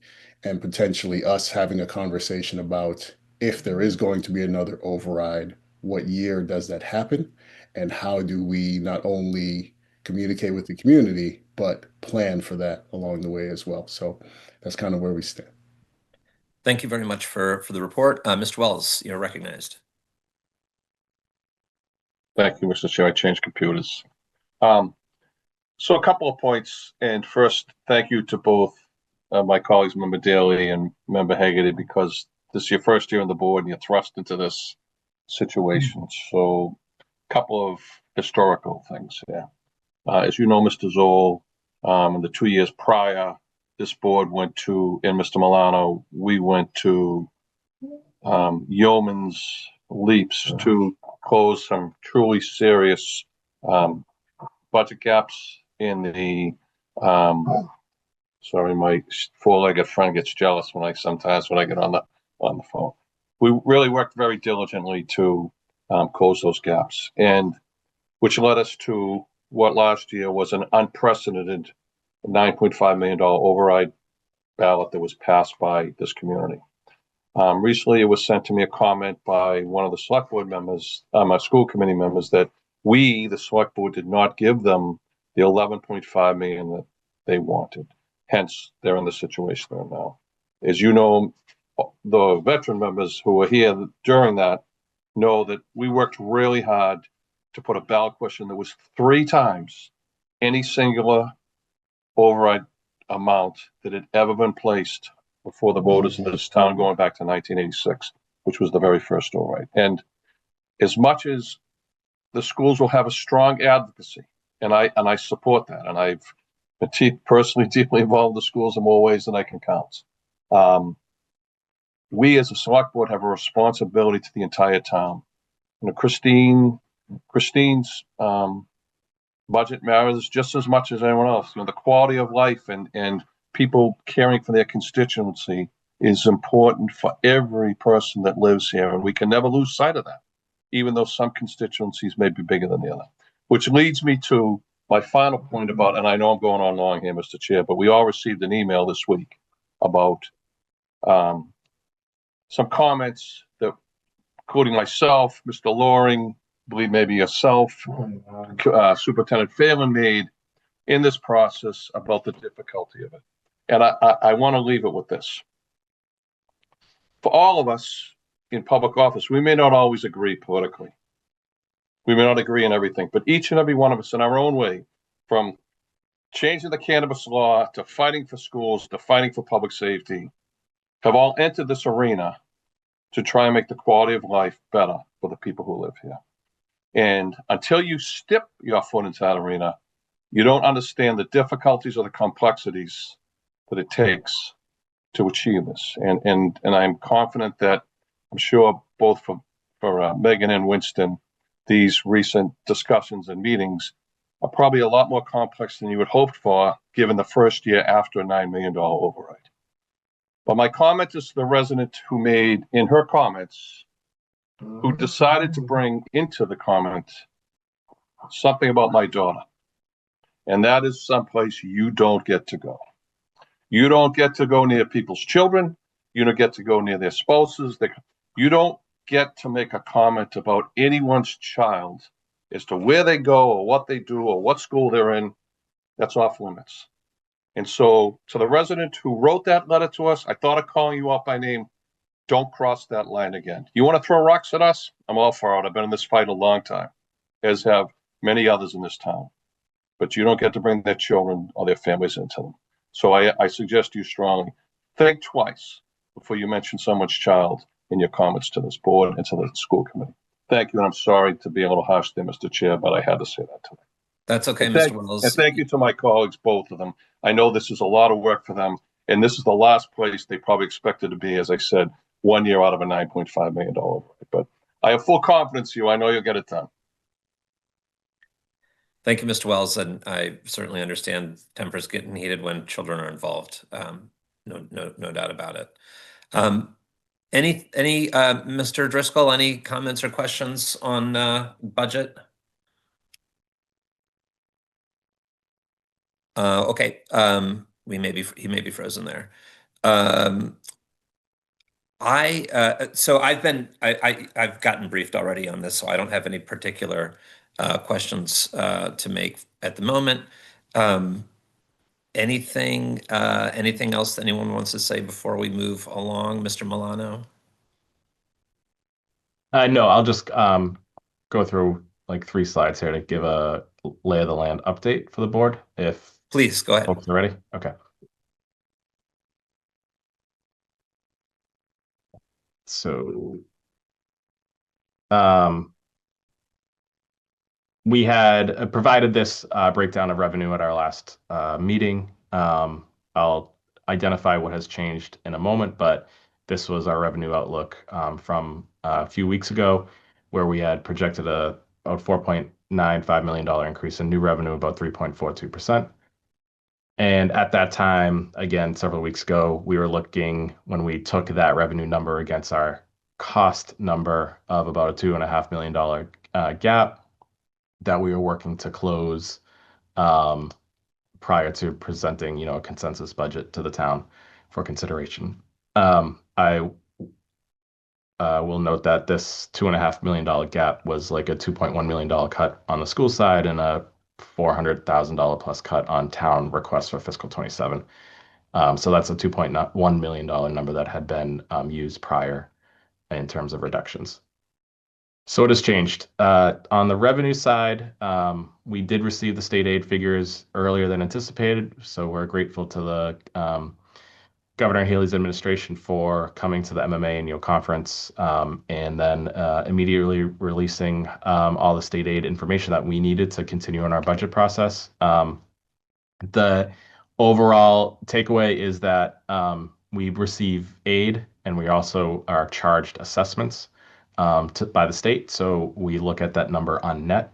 So while our state aid number did go up 275,000 approximately over what we had anticipated, our assessments also went up more than anticipated by about $50,000. So on net, the governor's budget was about $225,000 more in aid than we had used as our working number originally. So that's positive. So that's positive about $225,000. In addition, I'll speak about this in a little bit more detail in a moment. I'm also recommending that we adjust our withdrawal from the operating budget stabilization fund to increase that to a withdrawal of $935,000, which is $235,000 more than anticipated. So that gives us a new revenue target of about $151.4 million. So there have been other adjustments as well, particularly on the expense side. And I'll run through those. So we reduced our debt service forecast by $230,000. Pardon me, folks are here to clean the building. Let me just shut my door.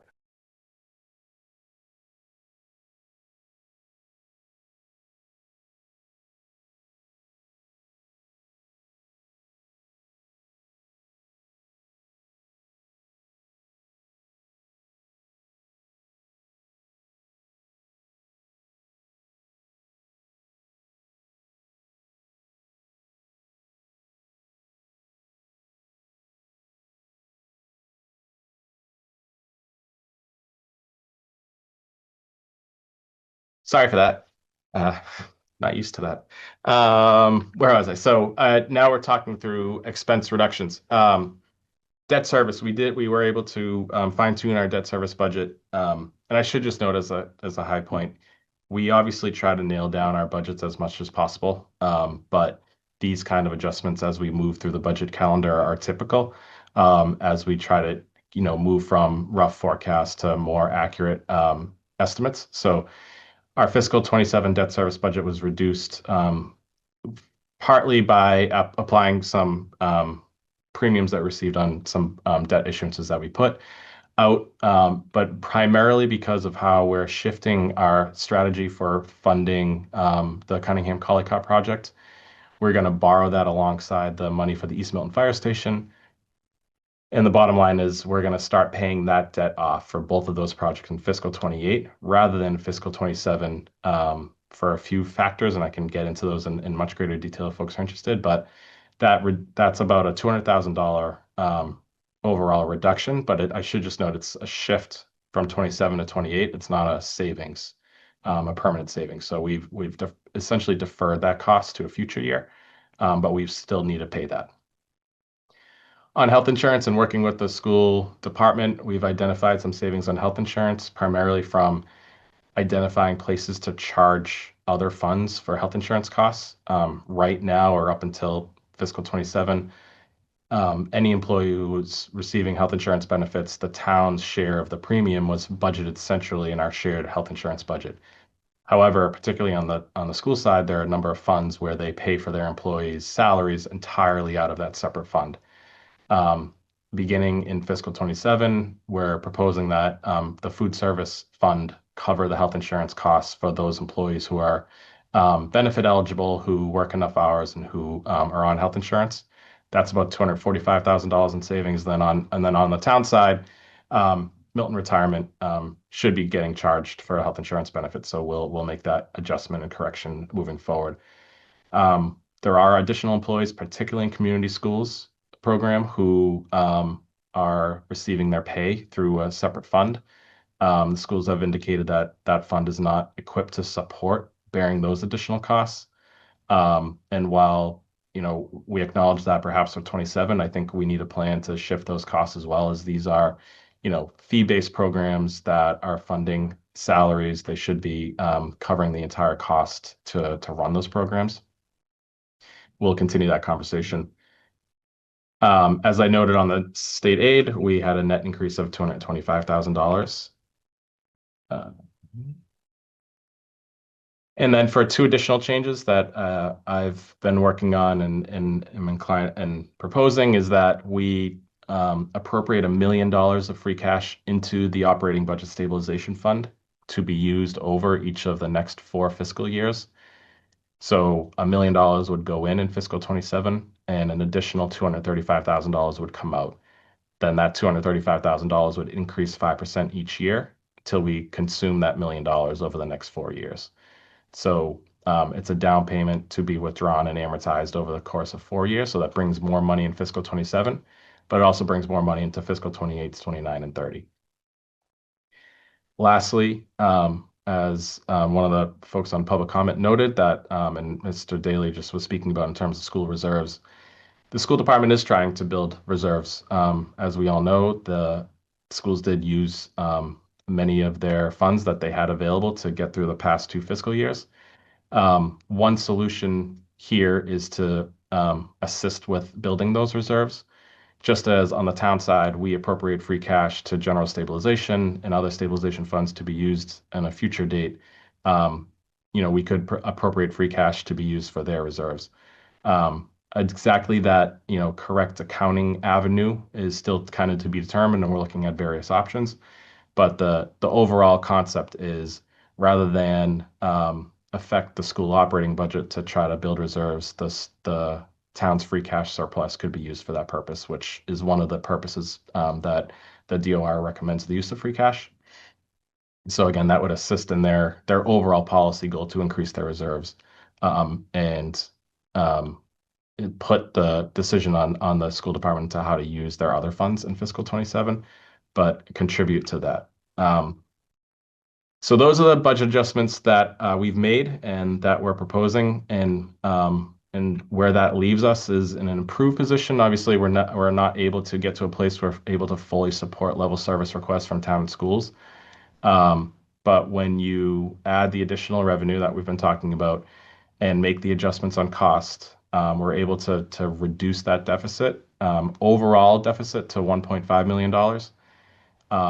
And I've received some questions about the town and school split here. My recommendation is that we share all revenues after shared expenses are taken out. So that means that once we take out our health insurance costs, our pension costs, OPEB, everything in a shared category, the revenue that's left over gets split by the town and schools and shared, similar to how it's always been shared, which means that town and school budget should increase by the same amount. So this means the bottom line is that in fiscal 27, under this forecast as things stand today, the school department and all the town departments collectively would increase by just shy of 3.3%. In terms of where does that leave them in their requests for For fiscal 27, it's a $1.39 million reduction in the school department's request and $140,000 request in the town department's request. So when we talk about cuts, the cut is from the fiscal 27 request. So that is broadly where things stand today. Know that these are kind of works in progress. Nothing is set in stone here.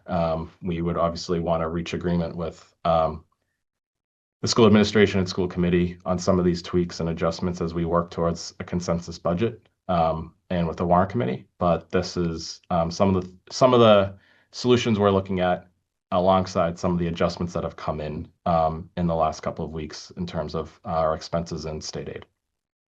Happy to take questions at this time if there are any. Questions from the members? Mr. Wells. Thank you, Mr. Chair. So, as you know, Nick, the past several years on the level service, we've sent the majority of town departments away, holding to a level service budget with no increases at all, no additional personnel increases.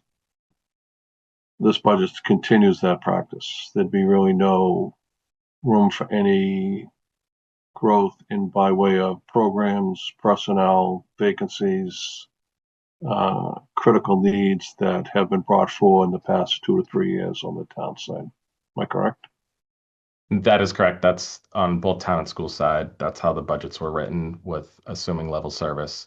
And so, very minor tweaks to how some money might be used within departments, but in terms of adding new programming or adding new personnel, no.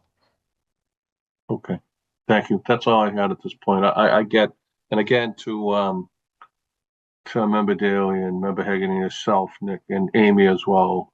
I know this has been a tough couple of months, but stick to your guns. It's looking good. I mean, it's hard. It's, as you know, Nick, the budget is the most difficult time of the year every year. And as I said previously, you wouldn't expect to be having this discussion 6 months after a $9.5 million override, but it's where you are. And I know these are tough decisions, and I support you and all of you and the work that you're doing in this. Thank you. Thank you, Mr. Wells. Anyone else? Well, Nick, thank you for the updates and echoing Mr. Wells's thanks to the members of our finance committee who are doing great work over there. Moving on, we have capital budget, Mr. Milano. The capital committee is meeting Thursday morning, so we will be prepared, Mr. Wells, at that point. And I just, in terms of one of Christine's comments from earlier, the request for the 14 passenger replacement buses in the draft list of recommended projects that would move forward. Certainly, ideally, that would be funded by the Mass DOT grant program, but where at least I've recommended that we set aside funding for that in case that grant program does not come through. So I wanted to add that. Sorry, Mr. Wells. Mr. Wells. Just be quick, Mr. Chair. So, Nick, as you know, we were going to meet in person, but given the fact that it's going to be 5 degrees out, I'll email Amy tonight.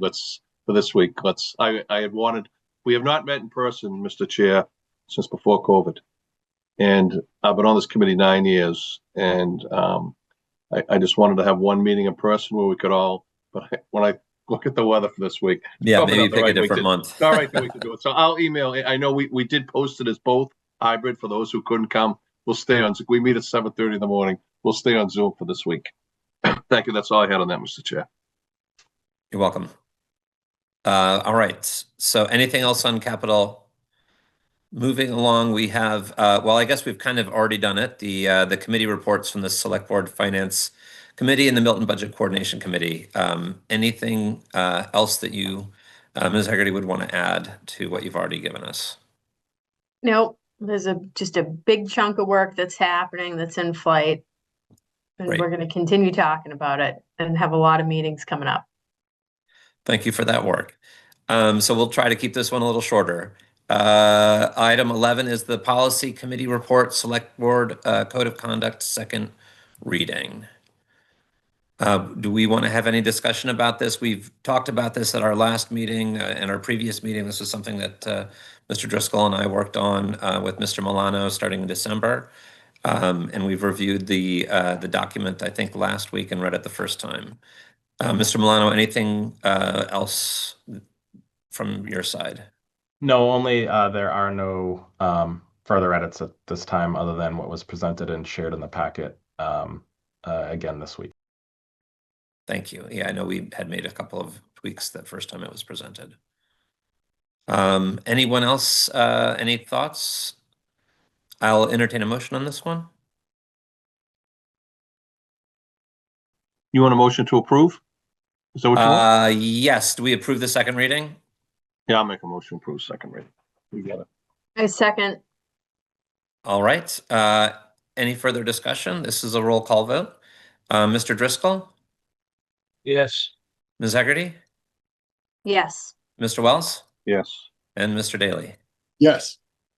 Thank you. Moving on then to item 12, the road diet. Mr. Milano, what's the latest? Ms. Hegarty, I'm do going to you wanna- recuse myself. All right. Mr. Chair, I don't have any updates at this point. I did have a conversation with Paul Holland regarding 7-Eleven Randolph and some of the work he's putting together to speak to and get in touch with MassDOT, but that traces back and connects to our conversation that we've been having about that stretch of where the bollards are close to, between DPW and Access Road. So Right. that's been primarily the comments we've delivered to MassDOT in recent weeks. I don't have anything beyond that at this time. Anything from the members on the road diet? Have we gotten any further input from the residents where we put in the no left turns? I haven't seen anything in our collective email, but I don't know if there's been any feedback or anything additional last month or so. No, a note to say it seems to be having an effect, but beyond that, no additional feedback. Some of the concerns that have been raised have been some folks who are having a little bit of a challenging time accessing their homes now because they would go around and because they can't take that left on Randolph because of those bollards that are in the middle of the road. But that's been, as we said, already kind of communicated to MassDOT on that aspect. Okay. Can I say something, Mrs. Zoll? I Of don't, course, Mr. Driscoll. this week with the snowstorm, it actually flowed pretty good. There was some cars having trouble going up the hill, but people moved over to the left and went around them. And it really hasn't affected it at all. I agree with the ballards being removed down near me, but like I said, I added to the ballards a little more snow in the middle. It actually worked out better for me. So, so it's not hindrance to me, but the neighborhood would like them removed, and I would too. But it really flowed good in that snowstorm, and I was very surprised. I was very critical of it, but it really worked good. That's just want to report that. Thank you, Mr. Driscoll. You had probably a better view of this snowstorm than any of us on the board, so we appreciate your input. Mr. Milano, anything else on the road diet? No, I just think the other element of this is we're going to have to start coordinating with MassDOT a conversation about, their feedback, their analysis, and their kind of debriefing on it, and then the conversation as to permanent or not. So we'll start thinking about that. They had said broadly spring 2026, and that'll be here before we know it. So we'll start working on that. Yeah, maybe if we haven't heard anything from them about scheduling it, maybe on the 10th we have a letter that we could send suggesting that it would be helpful to get something on the books for the spring, which in the snow feels quite far away, but we know that it's not. Okay, so moving on, we have a discussion approval application to use the town green and Baron Hugo gazebo on Saturday, June 13th from 10 a.m. to 2 p.m. for the annual Strawberry Festival. I'll make that motion, Mr. Chair. All right, motion has been made. Do I hear a second? I'll Second. second. Okay, this will be a roll. Any further discussion about the Strawberry Festival? And this is a very controversial issue. We should spend 20 minutes on it now. I mean, there could be a story about strawberries that someone needs No. to share. This will be a roll call vote. Mr. Driscoll, Yes. Mr. Wells, Yes. Mr. Daly, Yes. and Ms. Haggerty, Yes. and myself, yes. Sorry, I'm just following in order on where you are on the screen. Mr. Wells, you have your hand up. I think he just lost some Oh, tech. we might have lost. All right.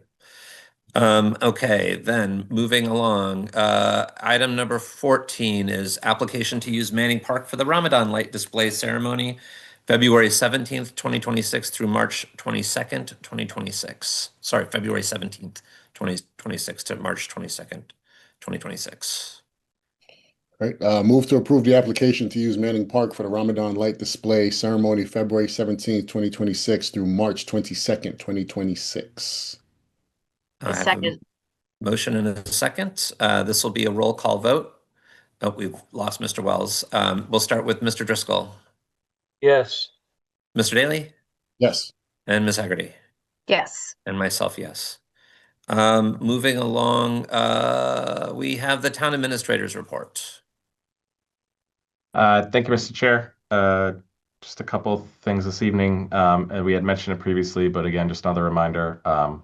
The affordable housing lottery for 936 Brush Hill Road, which is being called the Trustlow Residences.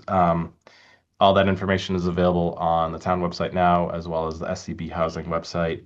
They're having an info session on February 11th. Applications are due March 9th, and then the lottery will be held 2 weeks later on the 23rd.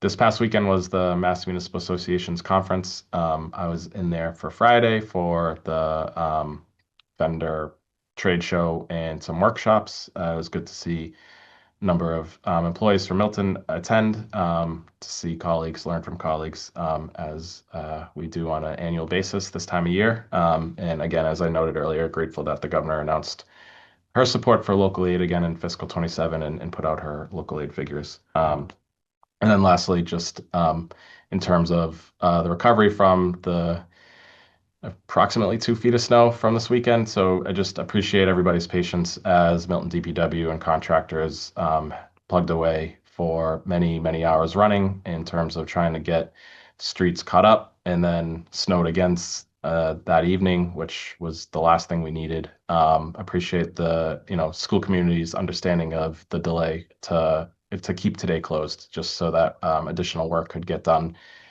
on side roads, as well as opening up the sidewalks and the areas around town. Crews are out as we speak. They've been to Cunningham, Collycott, to Glover, Pierce. So that work will continue to take place this evening. And just it's a lot of hours. So I just want to just echo previous member support for their work, and just thank the teams for everything they've done. And we'll continue to clean up over the next couple of days, and we'll not talk about any additional snow for this weekend today, maybe tomorrow. And that's it for me, Mr. Chair. Thank you, Mr. Milano. Just a very quick thank you from myself as well to all of the crews and everyone else who makes it possible for us to get through storms like we just had. I do want to note, I think it's important to note that today is International Holocaust Remembrance Day. It's something that should never be forgotten, but certainly not on its annual day. And finally, Mr. Milano, we received a nice message on the select board about the potential naming of the fire station meeting room for Catherine Dunphy, I believe, who is the first female select board member. And I know our previous member, Bradley, was always passionate about finding spaces and women to honor in town. And so it strikes me that's a very nice suggestion, and maybe we can you can do a little digging, and we can discuss that next week, or not next week, but on the 10th.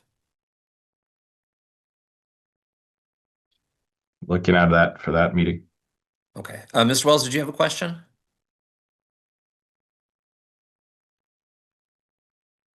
maybe not. Okay, then I will go ahead and move us along.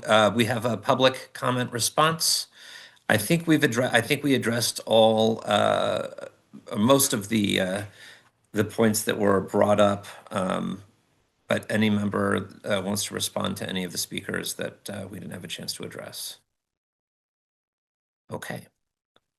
Then future meeting schedule, we have the 10th and 24th of next month, February, back on our regular second and fourth Thursdays.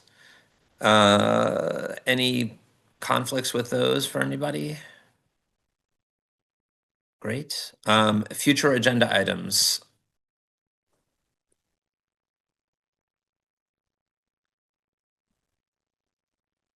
Quick question. Yes, Ms. Hegarty. Do we ever, so historically, has the select board gotten an update on like snow and ice spending? Like, is that something that that people care about, like mid snow season or anything like that? Mr. Milano, I have to admit that it's been a relatively sparse term on my years on the select board, so I don't know that we were ever that concerned about it. Your memory would go back further. No, any budget report that folks are interested, we can share. We can provide an update. Obviously, our departmental man hour is a little bit easier. Yeah. And then are easier to track and easier to kind of capture in real time. Salt deliveries, we might not get billed, but we can provide an update. We're going to, once we got through this storm, just to refresh. Okay, yeah. The prior we've only had to call contractors out maybe once or twice so far this winter. So we can provide a more thorough update at a future meeting. The 10th would probably When be. it would make sense, like Okay. maybe end of February, beginning of March, Sure. as we're starting to sort of near the end of the season, it might be just good to see how that account is shaping up. Yeah, and we may want to Especially as move it. we are in a Yeah. constrained time. I was going to say we may want to move that up a little bit early. Not that there's too much that we can do about it, but knowing that there's another storm on the horizon this coming Sunday. I'm just thinking back 9 years when we would get a blizzard a week. We may, hopefully, we're not in for that, but I think it's a great suggestion from Member Hegarty. Mr. Wells, did you have a comment? I'm sorry, I called on you earlier. I did, Mr. Chair. Thank Please. you. Thanks. Sorry, I got knocked down. I lost internet. The snow's killing my neighborhood. So to Miss Haggerty's point first, I don't ever remember us doing that. As I'm sure knowing the business and Mr. Milano the last 2 years have been kind of we've been cheated. If you're a snow lover, we've been cheated. But snow and ice usually runs at a deficit each year. It always has, as long as I can remember. Just Nick, a comment, and we could save this for capital on Thursday. I just want to talk about the equipment. One of the things you and I talked yesterday about this. These are the kind of storms, and Ms. Haggerty can relate to this. And you see it in the complaints people are posting and say, "Well, I can only get one car down." The equipment that you have on hand really details the capability and you have of pushing those snowbanks back. So on most of the side streets, even now tonight, I rode a good part of the town again tonight. It's going to be interesting when the school buses take the streets tomorrow. So we could talk about that a little bit more. Just on a separate note, because this is really important. We talked about commercial growth tonight. Mr. Zoll, you hop on this all the time, and it's one thing I agree with you, except in this arena, I definitely agree. The restaurant Juliana's has been waiting and waiting. I went and checked on it again Friday. There's no action there. I called the owner. They've received no response. I know that the building owner answered all the questions that the building inspector had before them. If they don't get to move forward on this rather quickly, they're going to have to put the opening of this restaurant off an entire year. And when we talk about commercial dollars, as I stated last week, food meals tax is one of the true things in this town. We're able to increase our tax base every single year. And so we have the potential of opening a third restaurant, complicated by those two businesses that currently sit atop of the fruit center, the toy store and the specialty store. They are truly counting on this restaurant coming there to sustain their business. Yeah, granted, they were great between Thanksgiving and Christmas, but they're 12-year operations. I really, and I don't want to be harsh on this, Mr. Chair, but I think we need to bring the building inspector in at the next meeting to find out what's going on here. Because it's all on our side, is to get this project moving. I mean, it's been 2 years, as you know, Mr. Zoll, 2 years in the making, and I looked through the window and it hasn't moved in weeks. It's the same as it was 8 weeks ago, and I hate to harp on it, but every dollar counts, as each of you know, and we can't let this sit here. We need to do what we can to help move this project forward. So, if I may, Mr. Wells, to frame that in context of the discussion of a future agenda item, I think that sounds like a good future agenda item. Mr. Milano, I'm not sure how the 10th works, but I'm sure that we would all appreciate an update, probably even faster than that, maybe by email, as to what a holdup might be there. There are many open permits that the building owners took out and did not call for inspection for, that the building department and the fire department are working through, including fire protection problems. So I am happy to provide a lengthy update, but I would just note that the building commissioner sent out a lengthy email with a list of open permits a couple of weeks ago that the building owner has been working through. I was on an email today with the fire chief that they have still not scheduled their fire inspection and sprinkler inspection. So I appreciate that work is underway, is taking place, and town departments are working hand in hand to get this work done. But it's not the restaurant business's fault. It's the building owner and work that was done there, not inspected, and we're trying to close those permits out before additional work is done within that structure. Thank you. Mr. Daly, you've been patient with your hand up. I think Mr. Wells had something to add. No, I you don't have enough minutes for me, Mr. Daly, in this tonight. I'm not letting this one go. Go ahead. It's all yours. Sorry, I left my hand up. My only point was for future agenda is maybe this is oversight on my part, but I don't think we finished the fire station RFP, approving that to be put forth. I think we tabled that.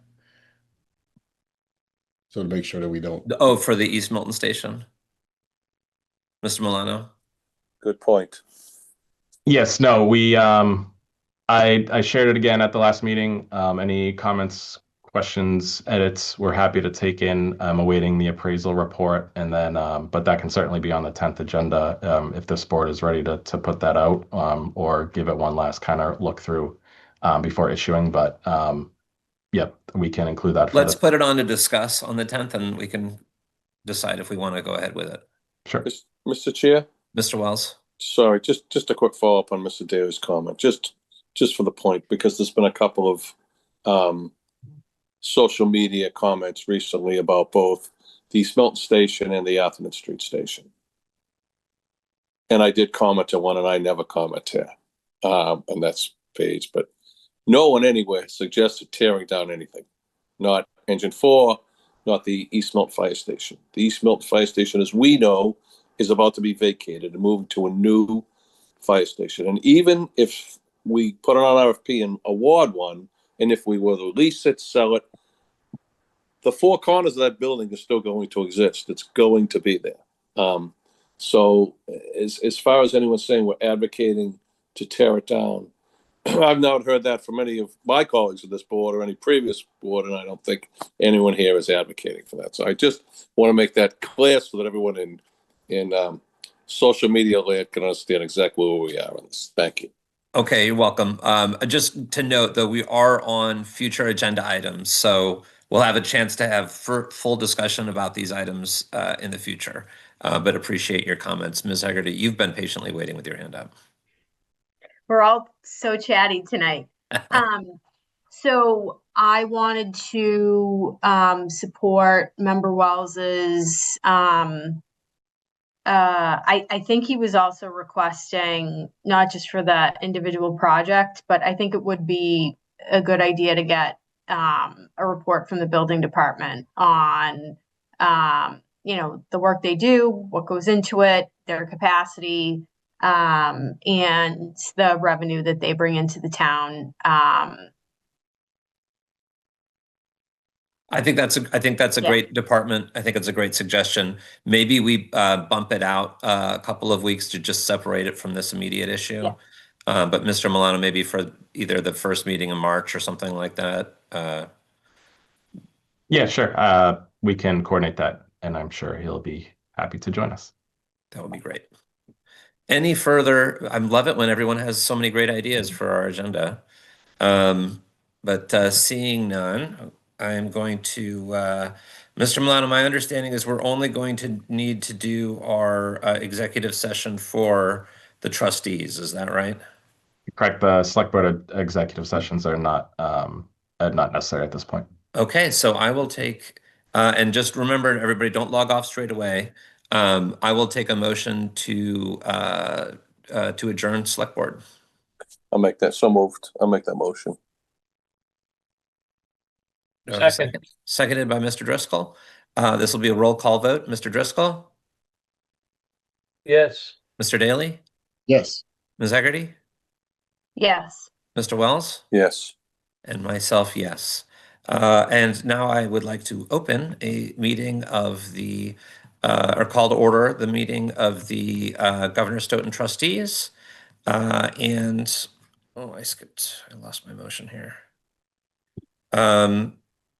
And then I would like to move to enter into executive session to consider the purchase, exchange, lease, or value of real property, town farm, based on my belief that discussion of this matter in open session may have a detrimental effect on the negotiating position of the Governor Stoughton trustees.